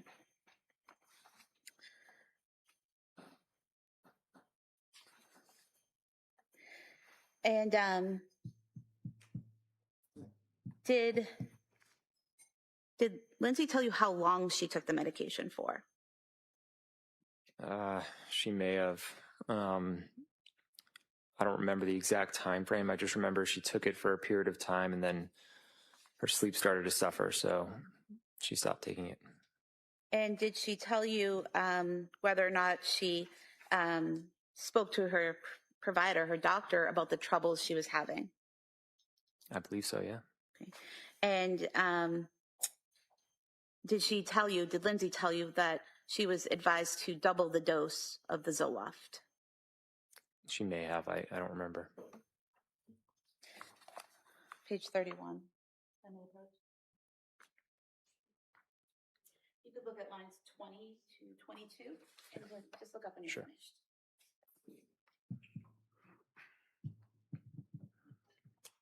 Okay, yeah, apparently she did. Did that refresh your memory? Yeah.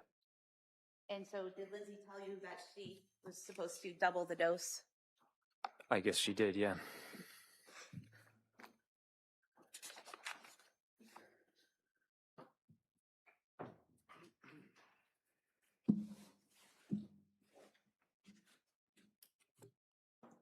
Did you notice any changes in her sleep during that time when she was on the medication, but you weren't aware she was on it? Eventually, yeah. When was that? I don't remember the exact dates. But she just, one night she said, do you mind? She started it by saying, I'm not mad or anything, but do you mind sleeping in the basement? And letting me just sleep in our room with Callan. And then you can take the monitors down in the basement, and if Cora and Dawson get up, you can get up with them. She said, I've just been having a lot of trouble sleeping, and I'm hoping that, like, if there's less in and out, then there'll be less disruption. Okay. Had you noticed prior to her telling you this that she was up a lot or having trouble sleeping, like physically seeing her awake? No, not that I recall. And did you in fact start sleeping in the basement for a period of time? I think I did it for like 2 nights, and then she actually went down in the basement. Okay, so then you went back up to your bedroom to sleep, is that correct? Yeah. And how long did Lindsay sleep in the basement for after that? Maybe a couple weeks. And so during that time frame, was she telling you that she was still having trouble sleeping? Yes, But you weren't actually down there watching her sleep. You're getting this information from her, correct? correct.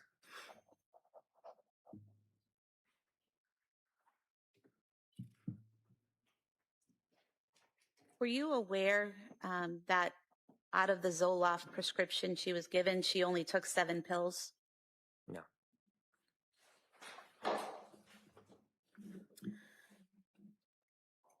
After you had the conversation with Lindsay where she said she was going to double the dose of Zoloft, did you notice any difference in her demeanor or behavior?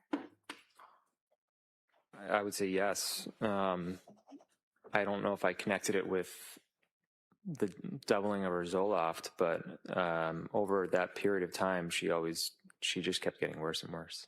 And what period of time was that? What month are we in? Mid-October to the end of December. Okay.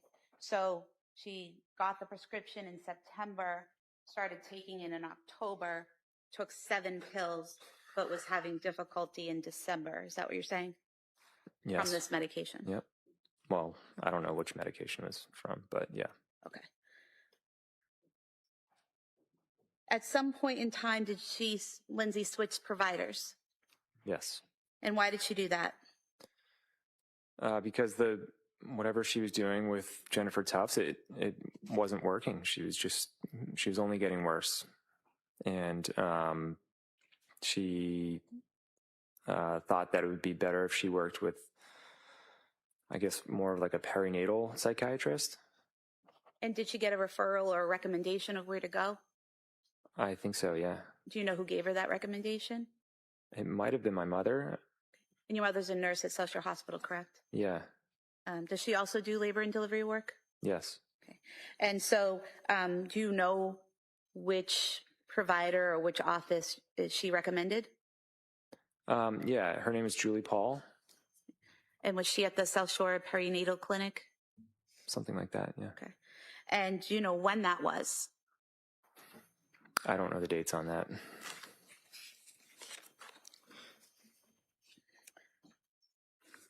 Do you recall saying previously that it was towards the end of November? Yeah, that sounds accurate, yeah. Okay. And you said she initially saw someone named Julie Paul, is that correct? Correct. Okay. And do you know how long she saw Julie Paul at that facility? I think it was only 4 or 5 days. And were you aware that Julie Paul left that office? Yes. And do you know who Lindsay saw after Julie Paul? Rebecca Gelata. And was Rebecca Gelata a nurse practitioner? Yes. Were you aware that she also saw a licensed social worker therapist named Letitia Dukes while she was at the South Shore Perinatal Clinic? I don't recall Letitia Dukes, but it's possible. So Lindsay never told you that she had therapy sessions with a person named Letitia Dukes during that time frame? I don't remember any therapy sessions now. Okay. After switching to Julie Paul and then Rebecca Gelata, did Lindsay start coming home with different prescription bottles? Yes. Okay. And were some of these medications that she came home with, were some of them during the time she was with Dr. Tufts? I think some of them were, yeah. And some of them were while she was with Julie Paul, is that correct? Correct. And then some while she was with nurse practitioner Gelata, is that correct? Yes. Okay. And would it be accurate to state that you provided the district attorney's office with a printout from CVS Pharmacy of all the prescriptions that were filled for Lindsay from September through January, September 2022 through January of 2023? Yes. Any objection? No, of course not. I'd ask her to give it a Sure, yeah. In members of the jury, one of the things I forgot to tell you is anything that's entered as an exhibit, you'll have with you in the deliberating room when you're deliberating. So you'll have a chance to go over that as well. So you'll have anything that's marked as an exhibit. Okay? Thank you. Now, while she was taking these medications, the various pills, were you always with her, watching and monitoring exactly what she took? Not always, no. Sometimes you'd see it, sometimes you wouldn't. Yeah. Directing your attention to February 6th, 2023, did you go to the district attorney's office and, or have your attorney go there and provide a bag of prescription medication that had belonged to Lindsay? Yeah. I think the police took a bag of prescription medications that night, the night my kids passed away. Mm-hmm. And then there was a bag that I had in my truck that I was supposed to, nurse practitioner Gelada said you can bring them to like a police station and they get rid of them for you. But I never got around to it. And where had you stored those in your truck? In the center console. It's like underneath the center console that opens. You have one of those center consoles that open up, but then there's another larger Correct. compartment below it? Yeah. So was it your plan to bring these to a location where they could be properly disposed? Yeah, I didn't want to just throw them in the trash, so. And these were all medications that had been prescribed in the past to Lindsay, but she was no longer taking, correct? Right.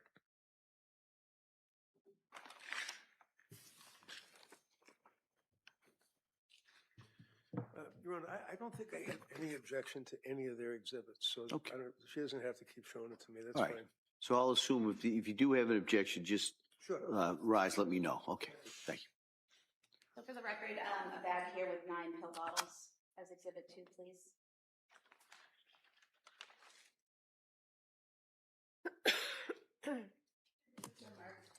Thank you.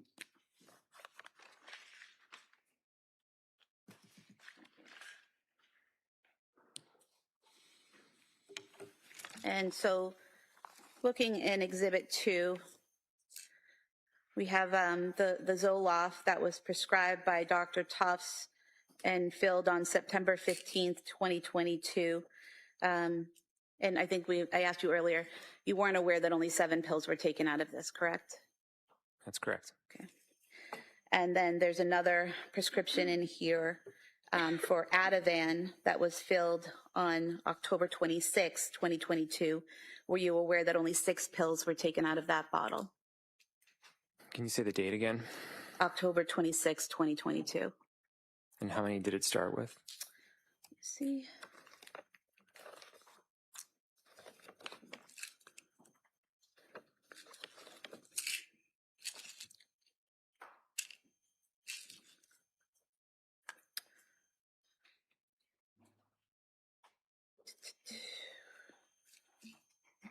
Okay.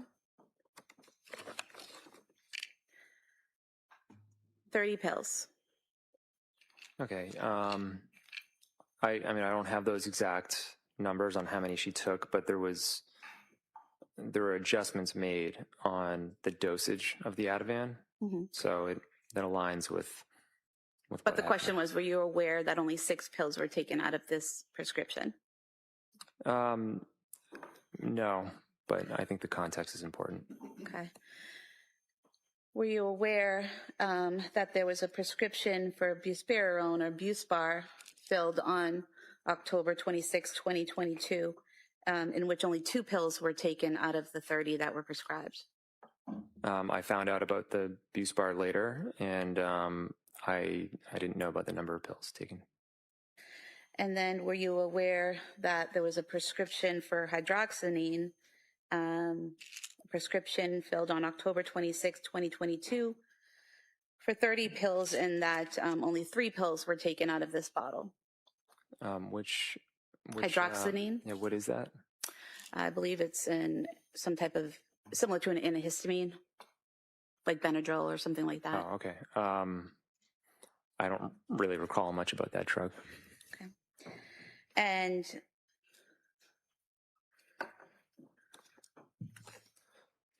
were you aware in this bag there was another prescription for Buspar that was filled on November 9th, 2022, 30 pills prescribed, and no pills were taken out of this bottle. Were you aware of that? I wasn't keeping track of the number of pills taken out of each bottle, Okay. so.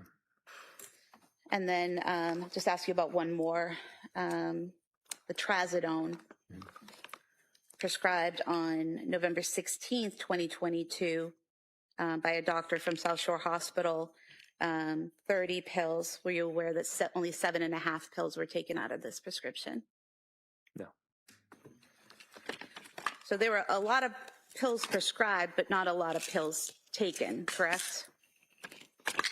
Is that comprehensive of all the pills that were prescribed? These are the pills that you brought into the police station. So out of these, Out of those, yeah, it's possible that not a lot were taken.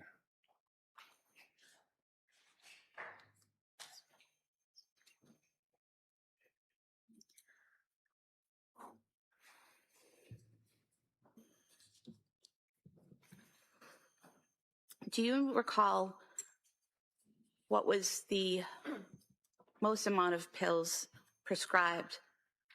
I guess I could ask this better. What was the maximum number of medications she was on at any one time? I want to say 3 or 4.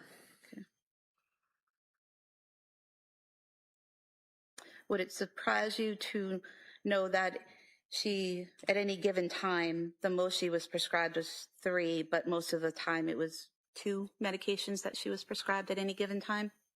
It wouldn't be terribly surprising, no. Now, on November 16th, 2022, did Lindsay visit South Shore Hospital? Yes. Okay. And why did she go to the South Shore Hospital that day? I believe that day was because she basically went 48 hours without sleeping. And was she having heart palpitations? I think so, yeah. Were you aware that she had taken a weed gummy that day? I don't recall. And are you aware that she didn't tell medical staff at the hospital when describing her symptoms and her medication that she left out that she had used marijuana? I wasn't with her, so I don't know what she talked about at the hospital. So she drove herself to the hospital? She did. And she drove herself home from the hospital then? Is that correct? Now, during this time frame between September and November of 2022, are you still participating in activities as a family? Between November and December? Between September and November? Yeah. Okay. And what types of things were you doing? We celebrated Halloween. I don't really remember what else, but I think we were doing things regularly. Do you recall going to an event with food trucks?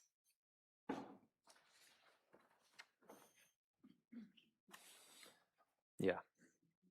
And do you recall going to an event in November where there were trains to ride with the kids? Yeah. So we have the photo from the food truck event, this is exhibit 3.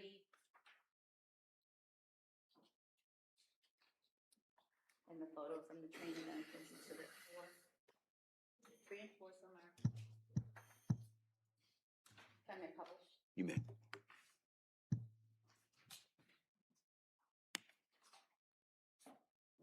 So exhibit 3 is this Lindsay, Cora, and Callan at that event. Yeah. And exhibit 4, this Lindsay with all 3 kids at that event in November. Yeah.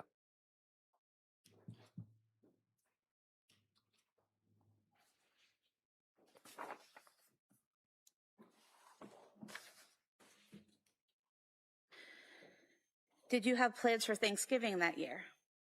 Yeah. What were your plans?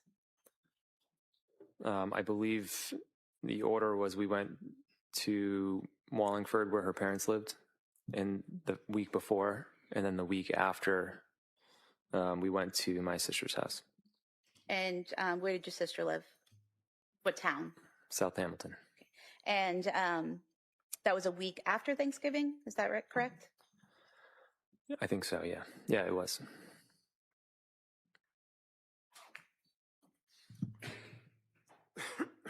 And is this a photo from Thanksgiving at your sister's house? Yes. I could have this photo marked as Exhibit 5, I believe. Right, that may be marked. Exhibit 5.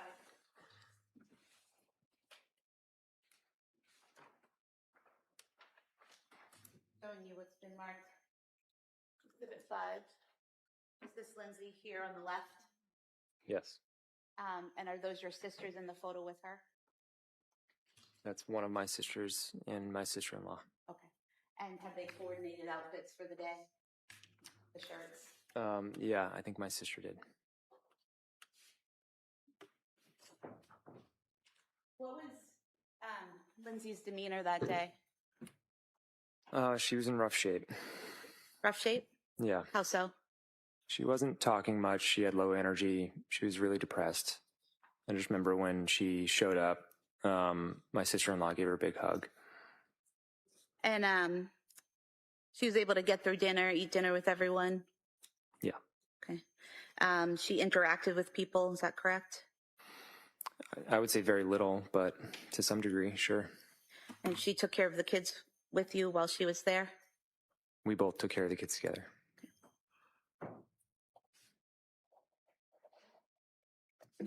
You mentioned earlier that your wedding anniversary is in December, is that correct? Yeah. Okay. Do you recall going out for your anniversary on December 3rd, 2022, going into Boston? No, we didn't go out. You don't recall arranging for a massage for Lindsay and then going to the Omni Parker house and going out to dinner that night? No, December 3rd, 2022, we stayed home. You stayed home, okay.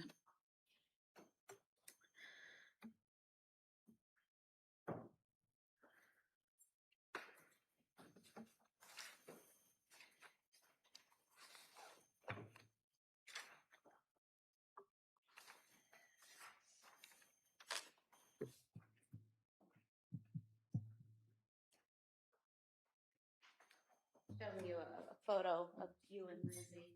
You recognize this photo? Yeah. And when was that taken? I'm not really sure. It wasn't taken on December 3rd when you were out celebrating your anniversary? In 2022? Yes. No. No, we wanted to go out, but we canceled because she wasn't feeling well. So we stayed home. We got takeout. Okay. Did you also, on November 26th, 2022, go out as a family to get a Christmas tree? Yes. Well, probably. I don't know. But yeah, around that time, yes. Okay.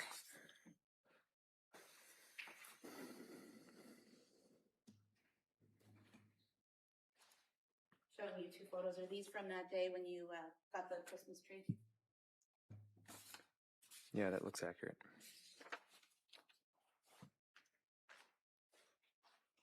You could have the first photo of all 5. Six. And then the second one is Exhibit 7.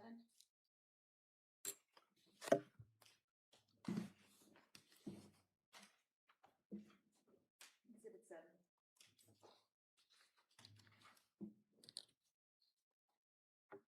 Showing you Exhibit 6. This is all of you at the tree farm. Yeah. And Exhibit 7, those are the kids. Yes.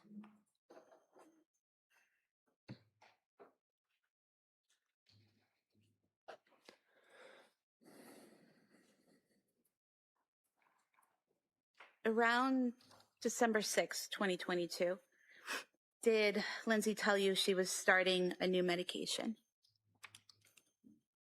I don't remember specifically. Is it that you don't remember the date or you don't remember her starting a new medication? I'm not sure. Do you remember Lindsay telling you at some point she was starting the medication Seroquel? Yes. Do you remember around what time frame that was? I thought it was before December 6th. Okay. And do you recall how she was physically after starting the Seroquel? Awful. How so? That was really where her big spiral started. She started to lose a lot of weight, and she became very depressed, and she was having a really hard time. And did she describe to you some thoughts or feelings that she was having at that time? Yeah, she started to say she was suicidal. And was that in December of 2022? I think so, yeah. And when she told you she was suicidal, did you ask her if she had a plan on how to kill herself? Yes. And what was her response? She said no. And did she ever mention a specific way or plan she had to kill herself to you? No. And at some point in time, did she tell you that this was the first time she had had suicidal thoughts? I don't know if she mentioned it was the first time or not. I just remember her saying she had them. Had you ever heard her say that to you before, that she was having suicidal thoughts? No. Did you own at that time a Surface Pro, a type of tablet that works as a laptop? Yeah. And who had access to that laptop? We both did. Okay. You and Lindsay? Yeah. And going back to August 22nd, 2022, did you click on a link on that Surface Pro that was titled Methods of Suicide? Not that I recall. And August 22nd, 2022, that was before Lindsay had been on any medications, as far as you know, correct? Correct.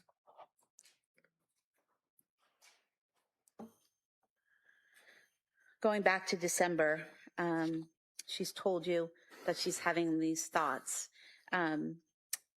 What's your reaction when she tells you that she's having these suicidal thoughts?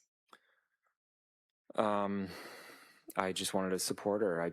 I asked those questions back to her, and her mother was coming up pretty regularly anyways, so we let them know, and we just try to be supportive. Did she also tell you at that time, at the beginning of December, that she was having some other intrusive thoughts? Yeah. Is that how she described them or how you described them, intrusive thoughts? I would say both. Okay. And when she told you that she was having intrusive thoughts, did you ask her what they were? Yeah. And what was her response? She described thoughts of hurting the kids, or them having some sort of ailment. So like she was very worried that Cora had, whenever she had a stomach ache, she became overly worried that she was, like had like a liver problem or something much more dramatic than it was. Okay. But going back to that first part, she said she had thoughts of harming the kids. Is that correct? Yeah. And did she tell you whether or not she had specific thoughts of how she would harm the kids? No. And she didn't describe that as hearing this external voice telling her to harm the kids, correct? Correct. She told you she was having intrusive thoughts herself of harming the children, correct? Correct. And did you ask her how she was going to harm the kids? I didn't ask it in that way. It was the same thing. I said, do you have a plan, and is it disturbing to you? And she said no, and then she said yes. And let me go back for a minute there. You said, do you have a plan? And she said no. What was the second part of the question? I said, do you find it disturbing? Okay. And she said yes. And she described it as really the way she was describing it as something that might happen to the kids. So it was more something might happen than she might do something. Is that correct? Yeah. And did she tell you how long she had those thoughts for? She didn't give a duration. And how many times did she tell you this, that she had thoughts of harming the kids? A couple times. And was that a couple times over the course of a night or two in December? Yeah. And as a result of her telling you this, that she had thoughts of harming the kids, what did you do?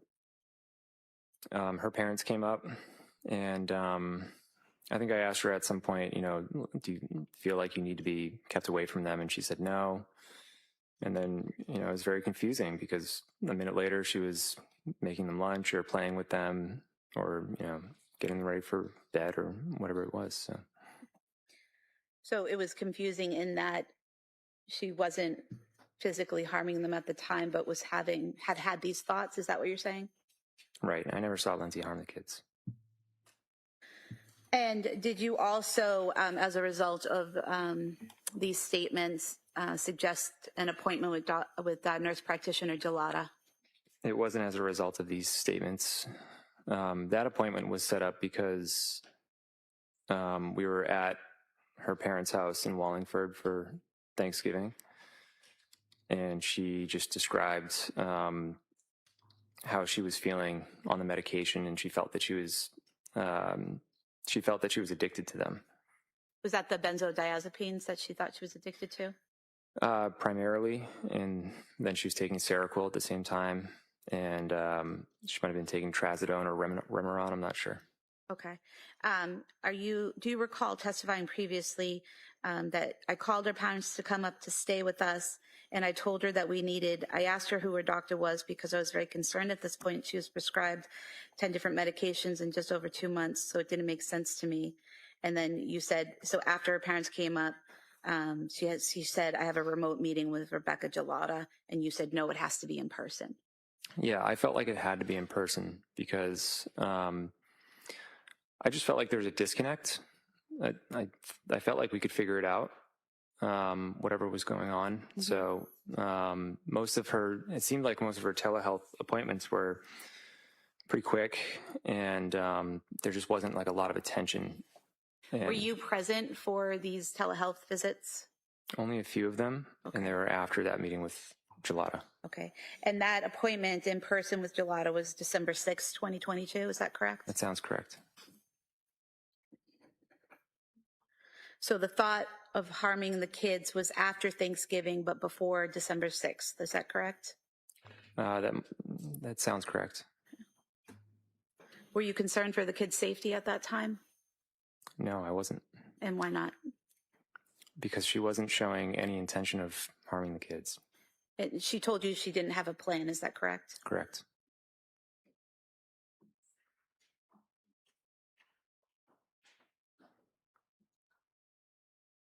Now, directing your attention to December 15th, 2022, did Lindsay go to Mass General Hospital to the emergency department that day? Yeah. Okay. And why was that? I remember the reasoning being she told her dad that she wanted to commit suicide, and then she said to me, I told my dad I want to die, and it didn't bother me at all. And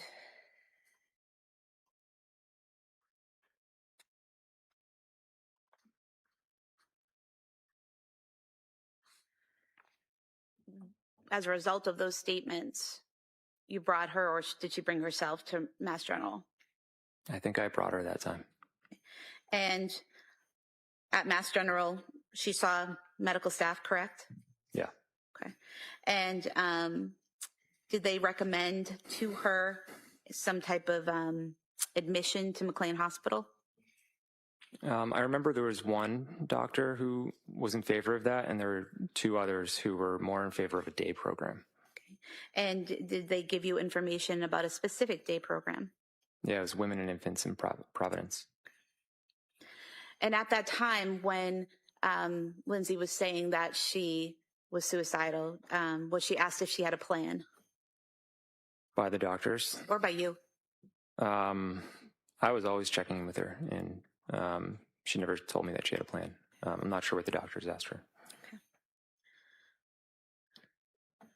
And after being at Mass General on December 15th, did she go to Women and Infants Hospital in Rhode Island to attempt to get into their postpartum program? She was already in. She went in as scheduled. Okay. And but she didn't remain in, correct? She was just there for a day? Correct. Okay. And did she go by herself? Did you go with her? I dropped her off, and then I took Dawson skiing. Okay. And at some point in time, did Lindsay reach out to you to say she wasn't staying at the program and to come pick her up? She actually said that the providers at that program suggested to her that she call me and have her come get picked up, and then that I should go in and meet with the providers. Okay. And then after you picked her up, she was no longer in the program at that point, correct? At Rhode Island Women and Children's, right? Well, we discussed it with the doctors, and their recommendation was that the program wasn't right for her. Right. And so you guys returned home, is that correct? Yes. Okay. And during this time frame in December, Lindsay's still working out at the Kingsbury Club, correct? That might be true. I don't recall exactly, but yeah.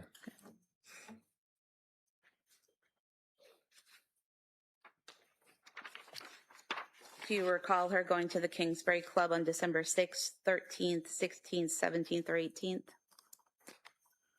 I mean, I believe that can be true. Yeah, I don't recall those exact dates, but yeah. At this time when she's saying that she's feeling suicidal, she's telling you she doesn't have a plan, correct? Mm-hmm. She's no longer saying she has any thoughts of harming the children, correct? Correct. She's still bringing the children to doctor's appointments during that time, right? Yeah. Do you recall her bringing Callan and Dawson to the doctors on December 2nd when they weren't feeling well? Yeah. And then she was able to call the doctor's office on December 27th and make an appointment for Callan and Cora when they weren't feeling well. Do you remember that? Yeah. Okay. And take them to the doctor, I believe with you, correct? Maybe. I don't know. And then on December 30th, she was able to take Callan to the doctor that day as well and interact with the staff. Is that correct?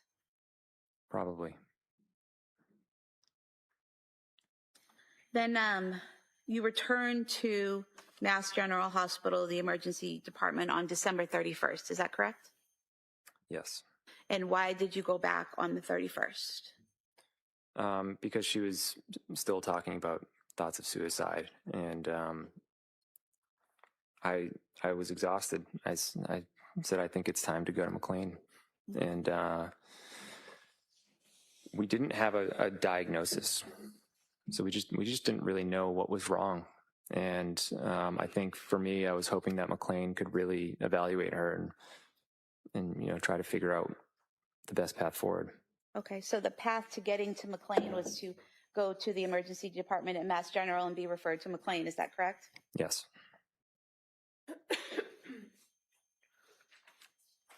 Were you aware that night while at the hospital, Lindsay was taking selfies? No.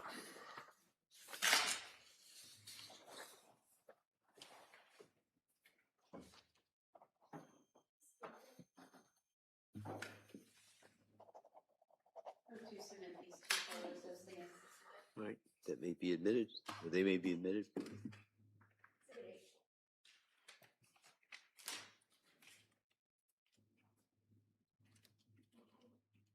Can you exhibit me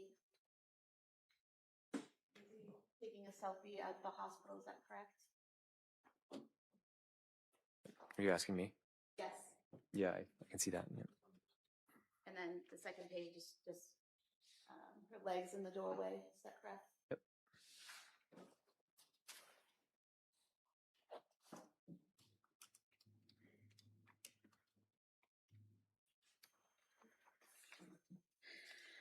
As a result of going to Mass General and telling them about her suicidal thoughts, was she transferred to McLean Hospital? Yeah. Okay. And did you stay with her throughout that transfer process, or were you able to? I was not able to. For some reason, they transfer. I don't know if they do this with all patients, but she was transferred at 3 a.m. Okay. And so she reached McLean in the early morning hours of January 1st, then, of 2023. Is that correct? Yeah. Okay. And did you visit her at McLean Hospital? Yeah. How often did you see her there? I think I was able to go twice, or maybe 3 times. Okay. And do you remember, what visiting hours were or what hours you visited? I don't remember exactly, but it was, something like 2 to 6. And I think there were morning hours, but you couldn't just go anytime. You couldn't or could? You could not. Okay. And so you, out of the few days that she was there, 5 days she was there, you visited 2 or 3 times. Is that correct? Yeah. And while you were there with her, did Lindsay talk to you about the treatment that she was receiving at McLean Hospital? She told me about her experience. It didn't really seem like she was getting any treatment. Okay. Did she tell you that she wasn't really getting any treatment or wasn't getting as much care or treatment as she wanted? Well, I think by the 3rd day, I said, what have the doctors said? And she said, I haven't met with the doctor. The challenge was she arrived on a Saturday, and then I think Monday was an observed holiday, so she didn't see a doctor until Tuesday. So until then, she was coloring and playing with clay and going for walks. Were you aware that she was seen by a resident, a doctor, the first 2 days she was there, and then an attending on the 3rd day that she was there? No. Were you aware that she was seen by a licensed social worker, group therapist, and other mental health workers every day while she was there? Yeah, I didn't get any updates. Okay. Were you aware that she was offered one-on-one therapy by unit staff every day that she was there? No.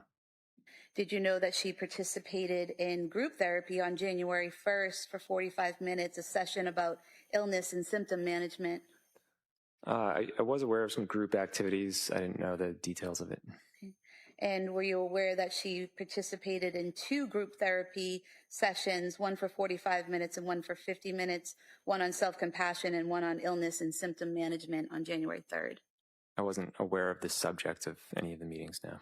Were you aware that she declined further group therapy and treatment in the afternoon of January 3rd? No. Were you aware that on January 4th, she participated in a group for 40 minutes called medication management? No. Were you aware that she participated in a group on January 5th on expressive therapy for 45 minutes? No.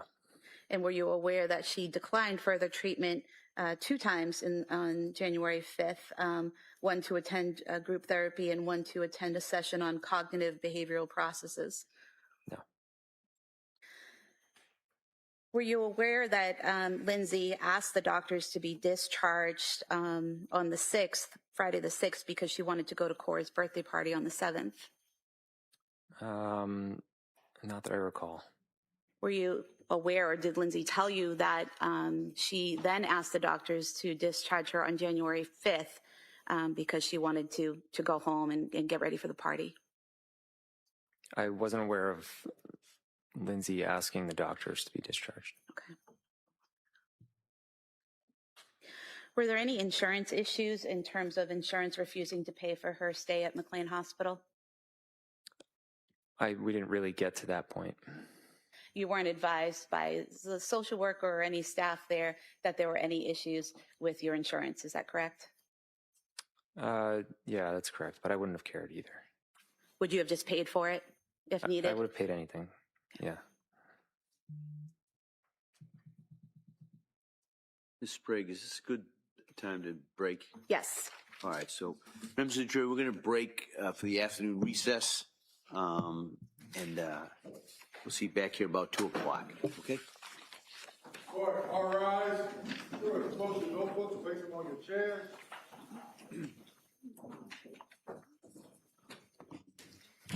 Follow me, please.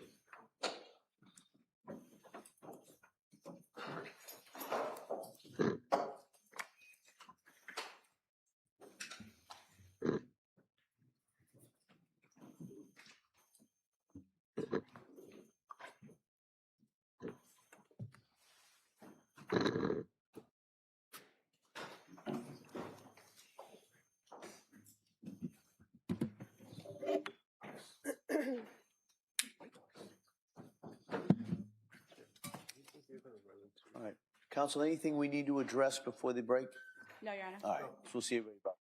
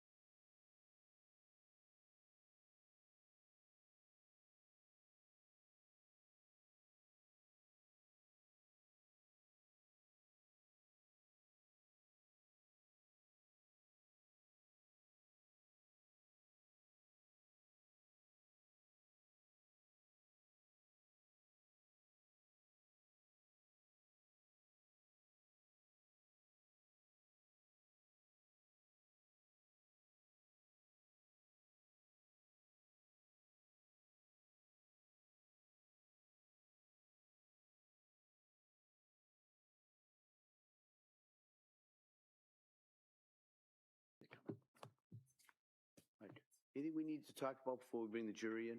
No, Your Honor. Did you want the witness on the stand now or after? Well, if we've got a couple of seconds, the jurors are coming in right now. If you want to have them take the stand, that's fine.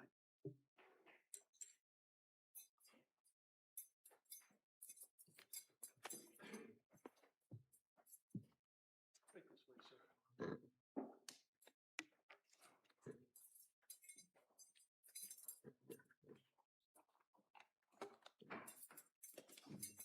Nancy, you do appreciate what's still under the. You can be seated.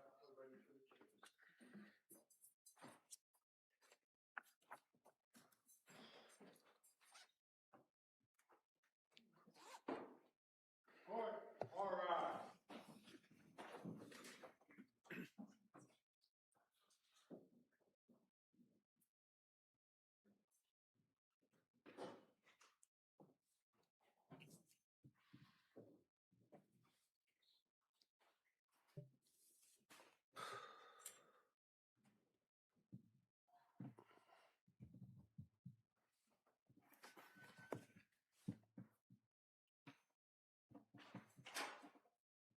This court's now in session. Please be seated. Your Honor, for the purpose of the record, we return back to the trial in the matter of Commonwealth versus Lindsay Clancy. All parties are present, including the defendant. All right. Thank you. Thank you, members of the jury. Attorney Sprague? Thank you, Your Honor. Sir, before the break, we were talking about Lindsay's stay at McLean Hospital, correct? Correct. Were you aware that she was discharged on January 5th, 2023? Yes. And did you, in fact, bring her home that day? I picked her up. Yeah. Were you aware that she had a follow-up appointment with Dr. Jennifer Tufts the following day? Yes. I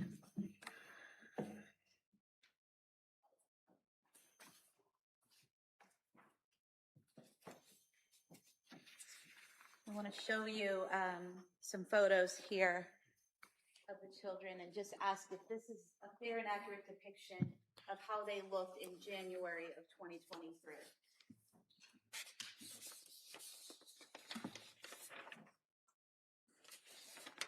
Yes. Thank you. You could have them mark this the next 4 exhibits. All right. They may be marked.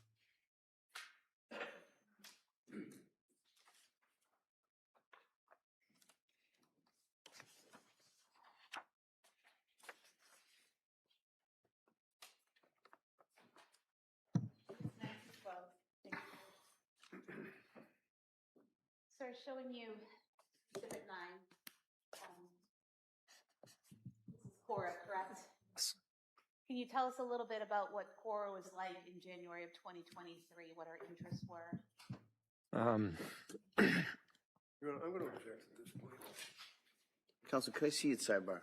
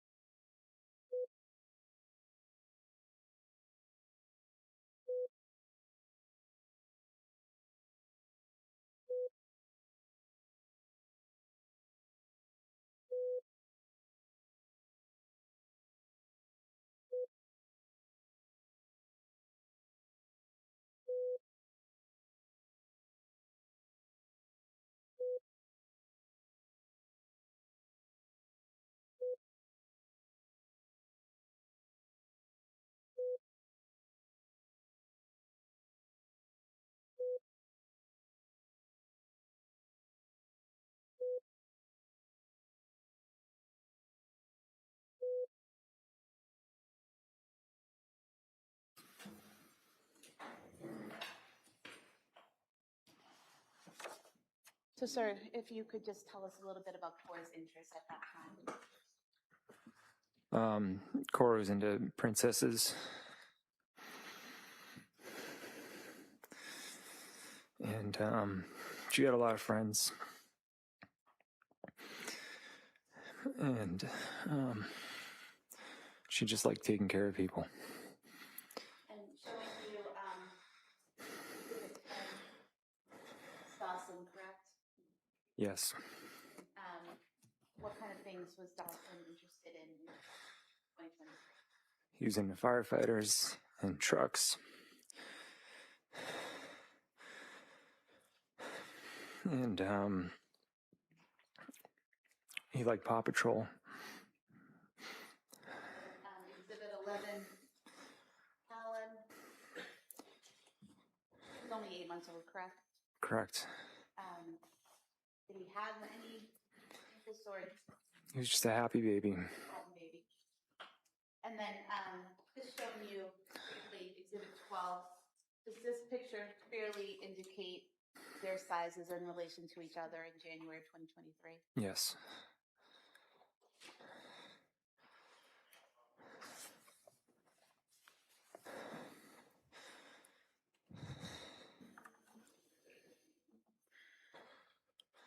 After Lindsay was released from McLean Hospital, was there a birthday party for Cora on January 7th, 2023? Yes. And who had organized that birthday party? I think we both did. Okay. And where was it? It was at Nova in Plymouth. And was Lindsay present for the party? Yes. And do you recall who got all the supplies and everything for the party? I think Lindsay did. We could play a video. I'm going to ask you to look at a video and just tell me if you recognize this as a video from the party.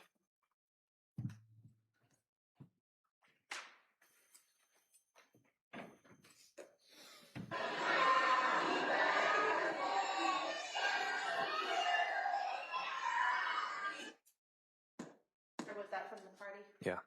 And was that Cora seated in front of Lindsay while singing Happy Birthday? Yeah. And there's a second clip. Again, was that Cora and Lindsay? Yeah.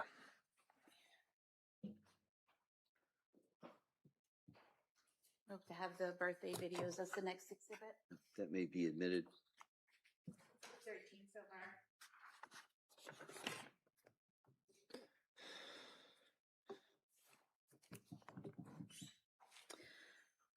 From Cora's birthday party until January 23rd, 2023, did you check on and check in with Lindsay?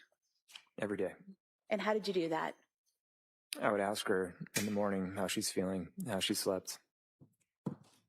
And did she tell you that she was sleeping better? Maybe a little bit better, but she's still struggling.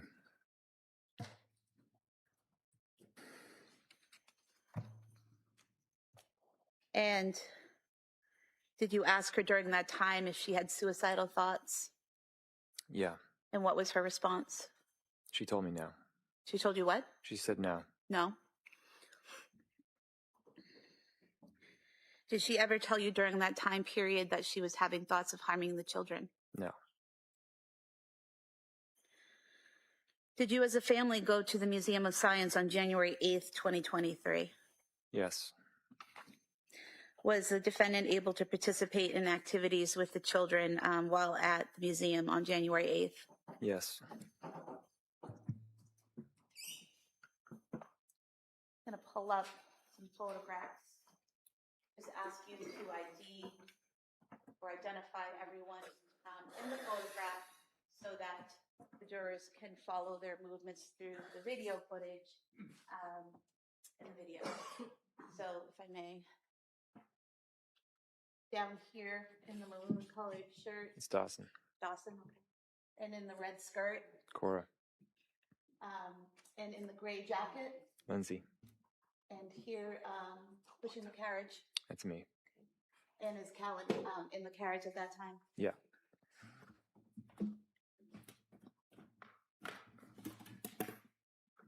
And permission to play the video, Your Can Honor. I see again sidebar?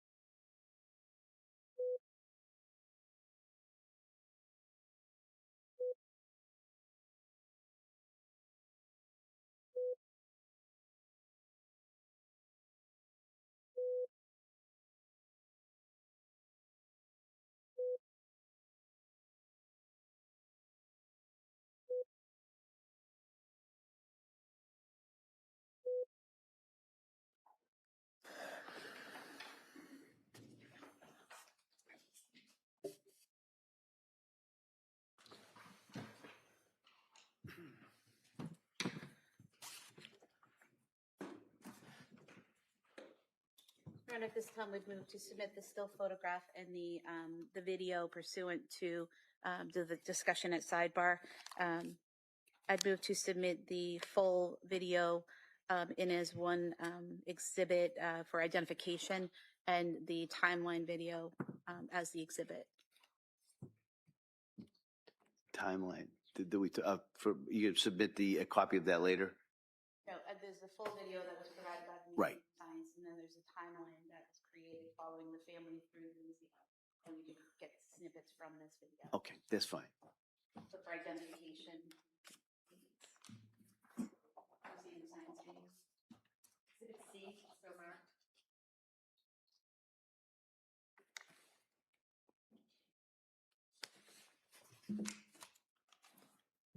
And then museum timeline for the next exhibit, exhibit 14.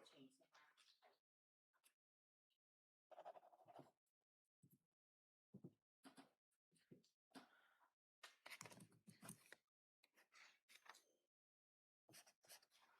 Sir, after going to the Museum of Science, well, let me go back to that for a moment.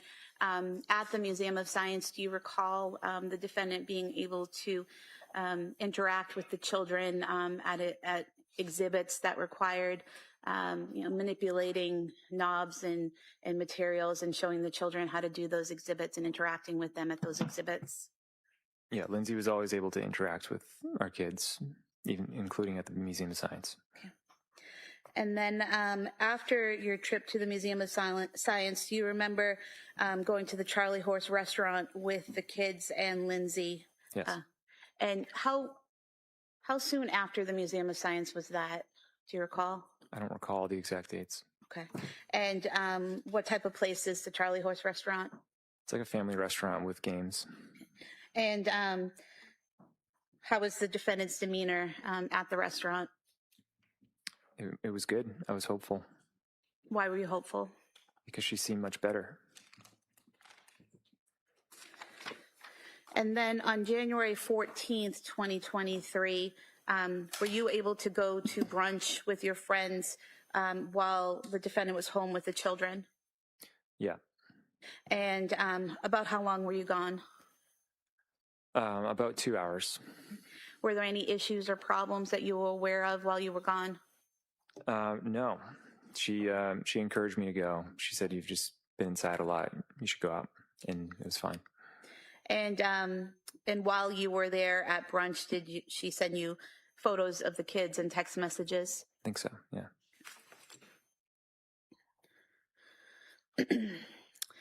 Direct your attention to January 15th, 2023. Did you and Lindsay and the kids go to the Cape Codder in Hyannis? Yeah. And was there a water park there? Yeah. And how was Lindsay's demeanor that day? It seemed pretty good. Was she able to interact with the children and participate in the activities? Yes. I could bring up photos. Again, I would just like you to look at the photos to point out who the individuals are in the photo. So here in the dark shorts with the white band on the top, It's me. and then in the bathing suit here with the It's ponytail, Cora. and then in the striped swimsuit at the bottom. It's Dawson.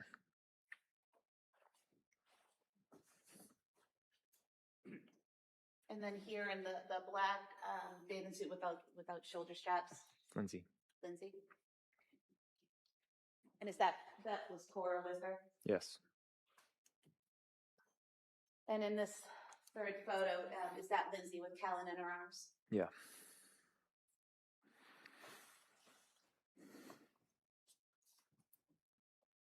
And that photo there, is that Dawson with the striped bathing suit? Yep. Okay. We can go to the video with the court's permission. How long? I'm just going to go to certain clips. If we could start with from the beginning to 40 seconds in and play.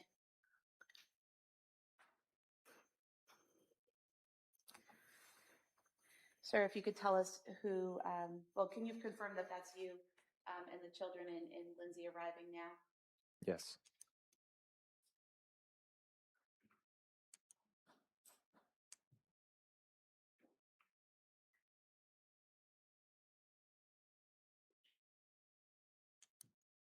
that be Cora in the purple jacket with the pink boots, Yes. and Lindsay in the gray coat with the backpack? Yes.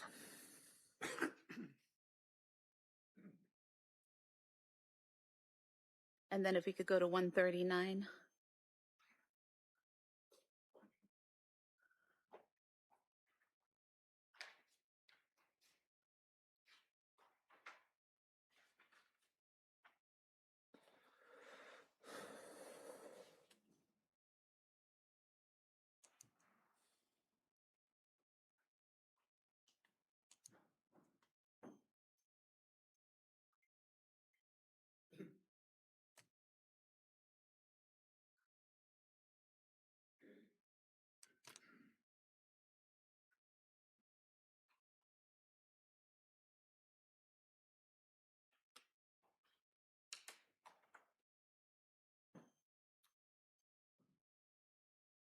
And during this time, are you waiting to check in and get your wristbands and all of that? Yeah.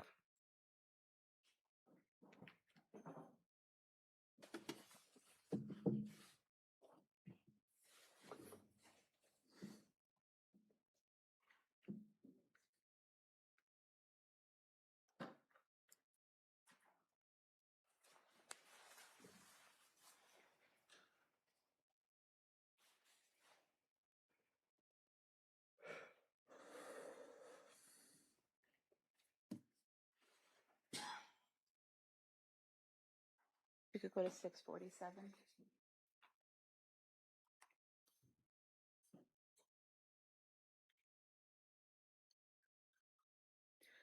Do you recognize this play area? Yes. And did you and Lindsay and the children go over to this pirate ship area? Yep. Showing you here, is that Cora that just went down the slide? Yeah.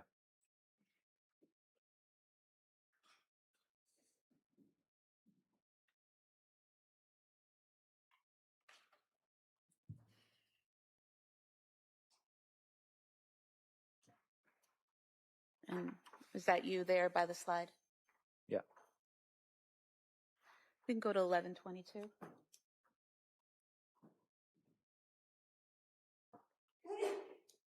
Let's see.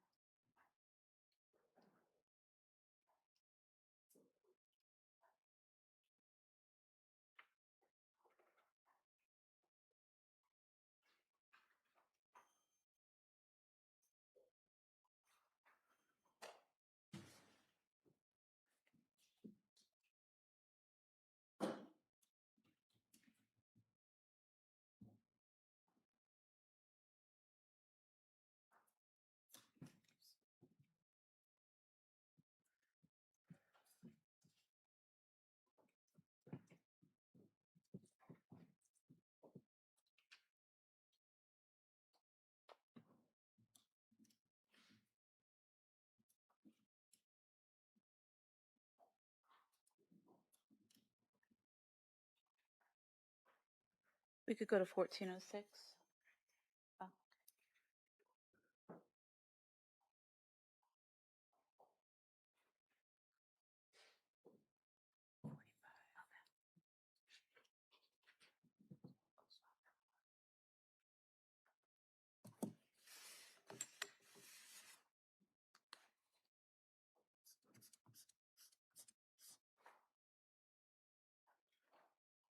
$16.25.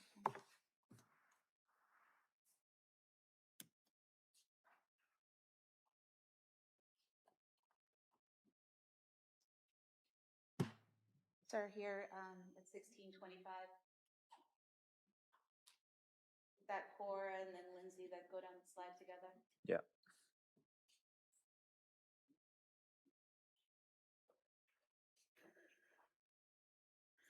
We can go to 1745.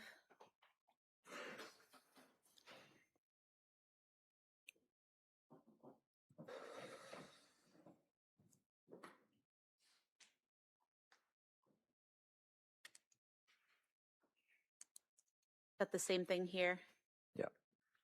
So she's able to interact with Cora and the others, participate in the activities. Yeah.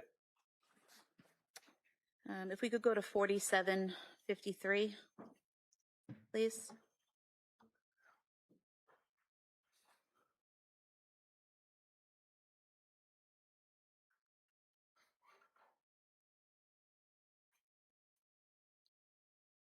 You're up in the corner here.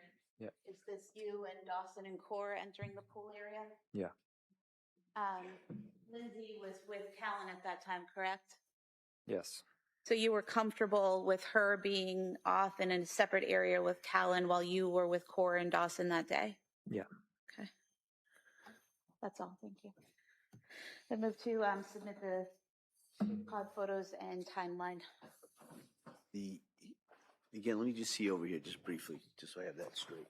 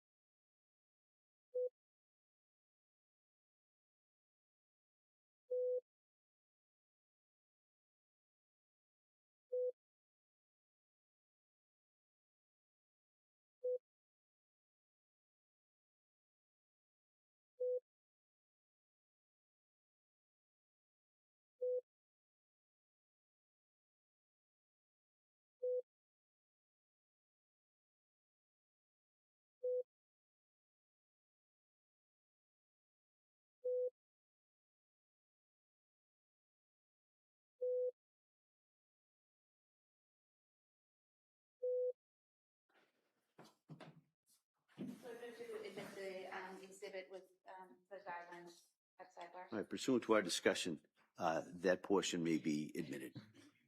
15 somewhere. What's it, 15? Okay, thank you. Sir, directing your attention now to January 16th, 2023. Did you go skiing that day? Yeah. And who did you go skiing with? Cora. And was it just the two of you? No, we went with another dad and his son, And who was that dad? Adam Schwabach. And was Lindsay home with Callan and Dawson that day when you went skiing with Cora? Yeah. Were there any issues or problems that you're aware of when she was home alone with the kids all day? No. And was she able to communicate with you throughout the day? Yeah. And how was that communication done? Texts. I might have called her. I'm not sure. And do you recall texting each other back and forth photos of you with Cora and the boys at home and what they were doing? Yeah. And so she was able to take those photographs and send them to you without any apparent problem, correct? Correct.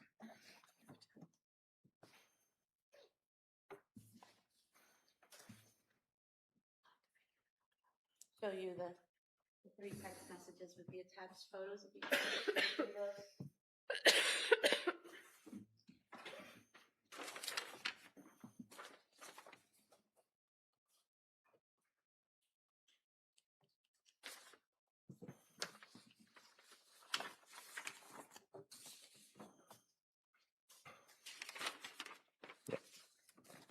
Thank you.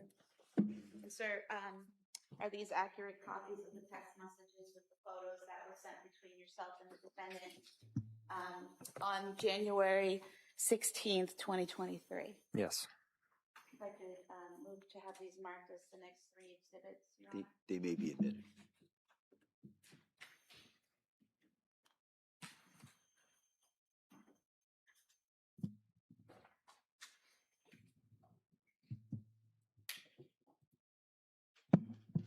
Exhibits 16, 17, and 18. Your Honor.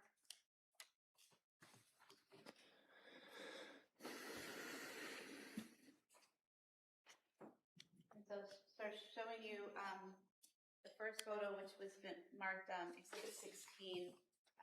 Did you start off the conversation by sending the photo of you and Cora skiing? Yeah. And showing you Exhibit 17, did Lindsay respond by taking and sending this photo of Dawson? Yeah. And then did she respond again, sending you a selfie she took of herself and Callan? Yeah.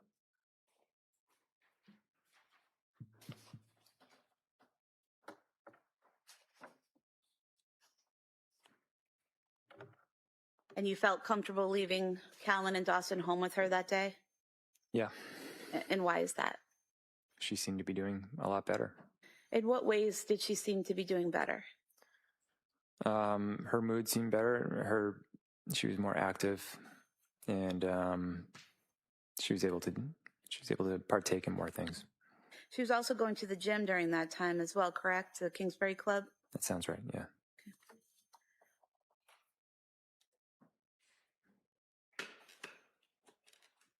Were you hopeful at that time that things were getting better?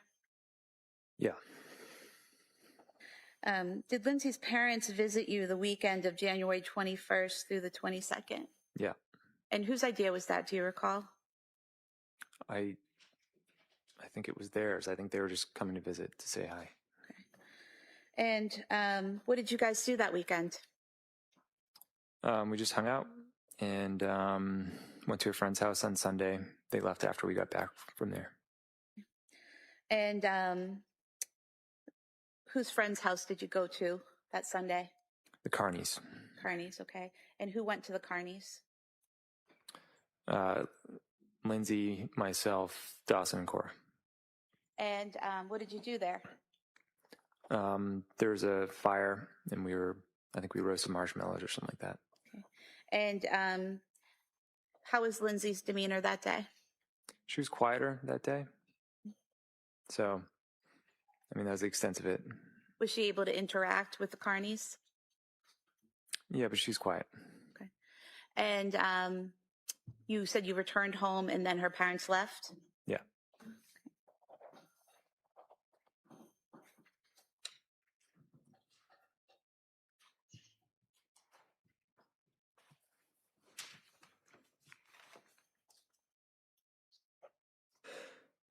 recall Lindsay and her mom taking a picture together that weekend? Yeah. Is this that photo? Yeah, that's it. You could have this marked as the next exhibit. That may be admitted. Exhibit 19.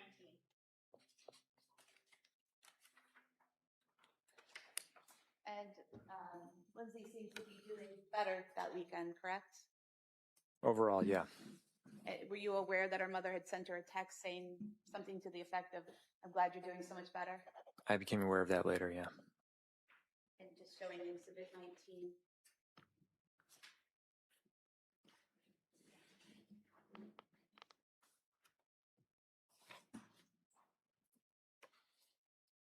And I'm sorry, Your Honor, I didn't mark the still photo from the Museum of Science. If we could have that as the next. Sure.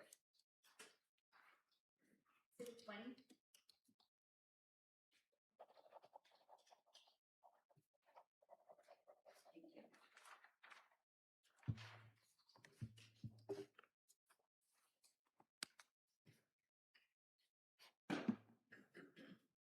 you. That Monday, after her parents had gone home to Connecticut, so Monday the 23rd of January, did Cora and Dawson go to school? Yeah. And do you recall Lindsay picking them up that afternoon? Yeah. When Lindsay returned home with Cora and Dawson, did she discuss with you that Cora was having some stomach issues at school? Yeah. And were you familiar with the stomach issues that Cora had been having? Yeah. And did you have an idea of what was causing those stomach issues? Yeah, it wasn't unusual. She was embarrassed to go to the bathroom at school, so she just held it all day. Okay. And so this was a common occurrence? Yeah. And were you aware that Cora had her 5-year physical scheduled for the next day, Tuesday the 24th? No, I didn't know that was already scheduled. I thought she called it in and set it up. So yeah, it's news to me. Okay. So would it have been Lindsay who would make those kinds of appointments, the physicals and all of that? She usually handled that, yeah. Okay. And going to Tuesday, January 24th, 2023, were you working that day? I'm sorry, you said on the 24th? Yes, Tuesday Yeah. the 24th. Yeah. That morning was Cora's doctor's appointment at 8 a.m.? Yeah. And who took her to the doctor's appointment? Lindsay. And did anyone have to go with her, or did she drive herself and Cora there? It's just Lindsay and Cora. And you were home with the boys, is that right? Yeah.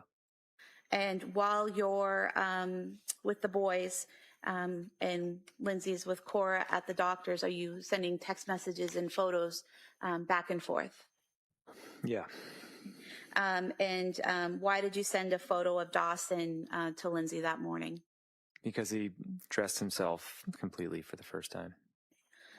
And he was excited about that? Yeah. And did she respond back with a photo of Cora? Yeah.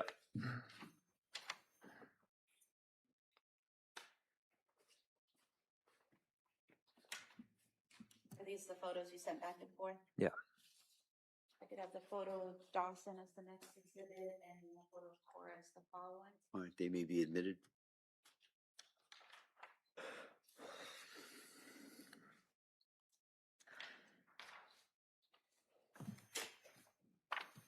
Exhibits 21 and 22, Silmar.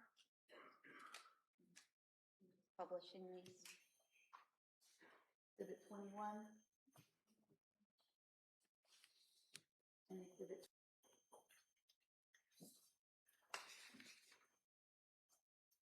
And while you were texting with Lindsay back and forth, were you able to understand her text messages? Yeah.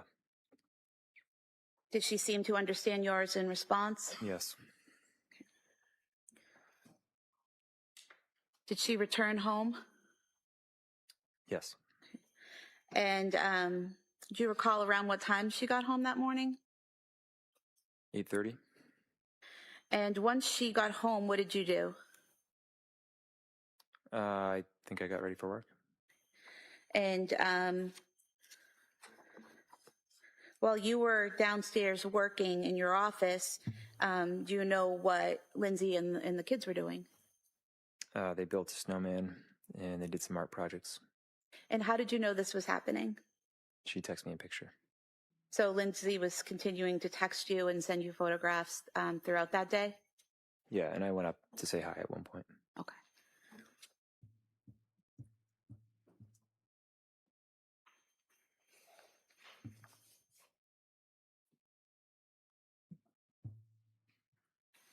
First, I just want to show you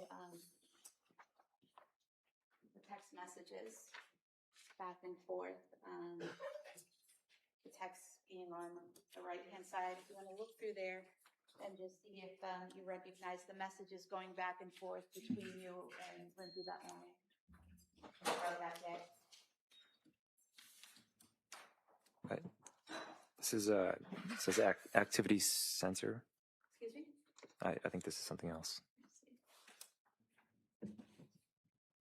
So starting at 7 a.m. on the 24th, and we go to 8:17 a.m. This is the photo you sent of Dawson, and then the replies going to 8:18 a.m. Is this the reply from Lindsay? And then throughout the day, just messages back and forth up to the point.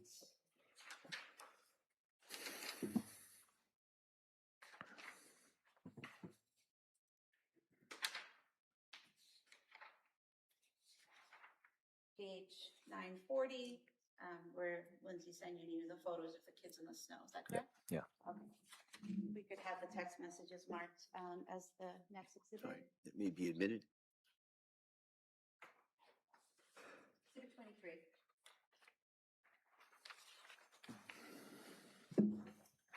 And just look at one photo. Is this one of the photos you sent? We could have the photograph marked as the next exhibit. That may be admitted. Exhibit 24.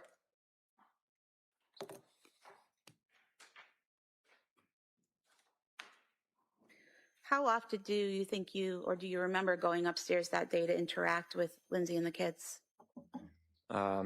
Once or twice. It was a busier day than usual. And when you did come up to interact with them, how was Lindsay's mood? She seemed happy. Happy? And how could you tell that? What was she doing? She was playing with the kids, and she seemed in a good mood. At any point during that day when you came up or while she's texting you, did she tell you she was having suicidal thoughts? No. Did she tell you she was having thoughts of harming the kids? No. Did she ask for help or anything that caused concern? No, she was having one of her best days. One of her best days? Yeah.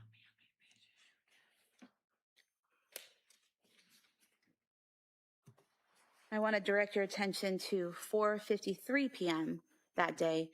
Did you receive a text from Lindsay about dinner? Yeah. And do you recall what it said? Something along the lines of, do you want to get takeout? I haven't planned anything. Do you recall it saying, any chance you want to do takeout from 3V? I didn't cook anything. It's been a long day. Yeah. Had you been to 3V restaurant previously? Yeah. Alone or with the family? With the family. And approximately how many times had you been there to eat? Probably 3 times. And so you had all gotten in the car and driven from your home to 3V restaurant in Plymouth approximately 3 times? Yeah, sometimes we were already out somewhere, but yeah. Okay, but been there 3 times. Yeah. Had you ever done takeout from there before? No. Where would you typically do takeout when you were going to do takeout at home? The Chestnut Grill. I think another one was West End Grill. Were those closer than 3V to your home? Yeah.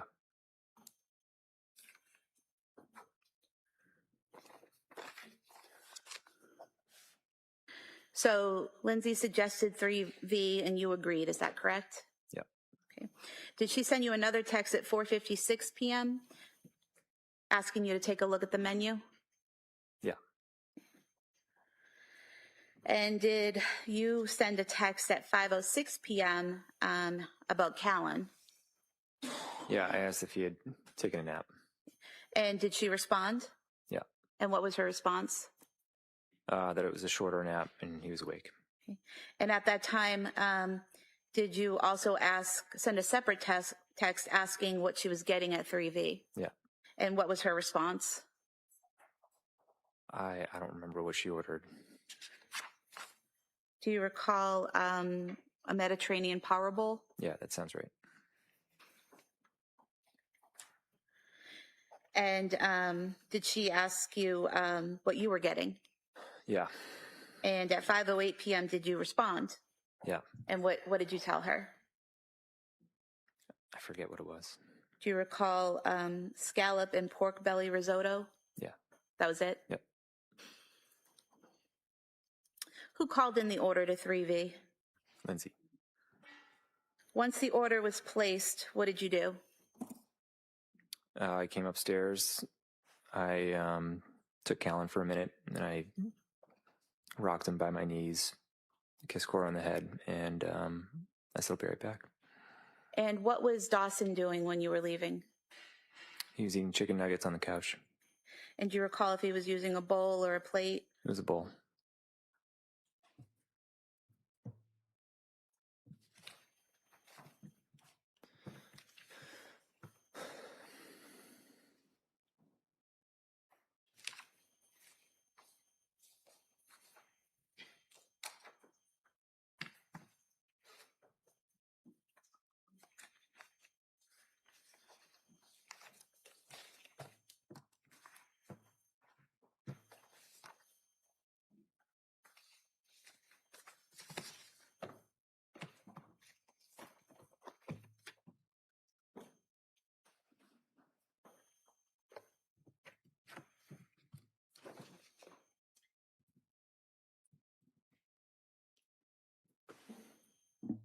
Do you remember what the defendant's, well, first of all, where was the defendant seated when you left the house, or was she seated?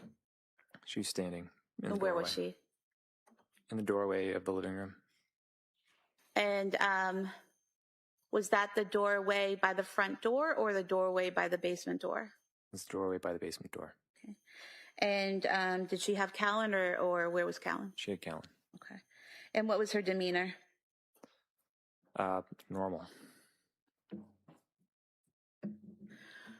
Counselor, can I see both sidebar here?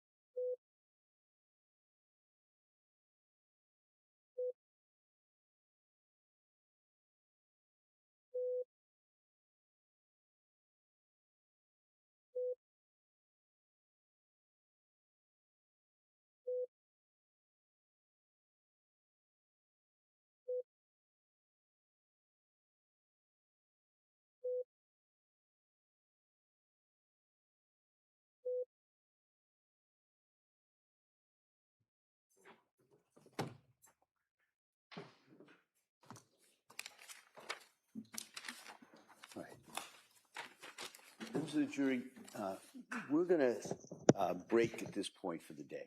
All right. So what we're going to do is I'm going to excuse you till Wednesday morning. All right. So you don't have to come in here tomorrow. Just remind you, I'm going to ask those same questions I asked you this morning, whether or not you did any research or you saw anything that would affect your ability to remain fair and impartial. You have to still keep an open mind. So don't do any research. Don't talk about this case with anyone. Don't go online, look at anything. Don't take any road trips. And we will see you on Wednesday morning. Same with the same instructions that you got from the officers in regards to that. So again, thank you so much for your time and your effort. and I'll see you on Wednesday. Okay? Court, all rise. Jurors, supposed to notebooks, please, face on your chairs. Follow me.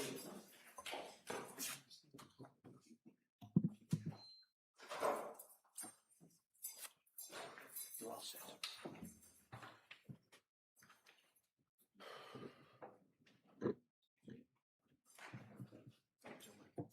All right.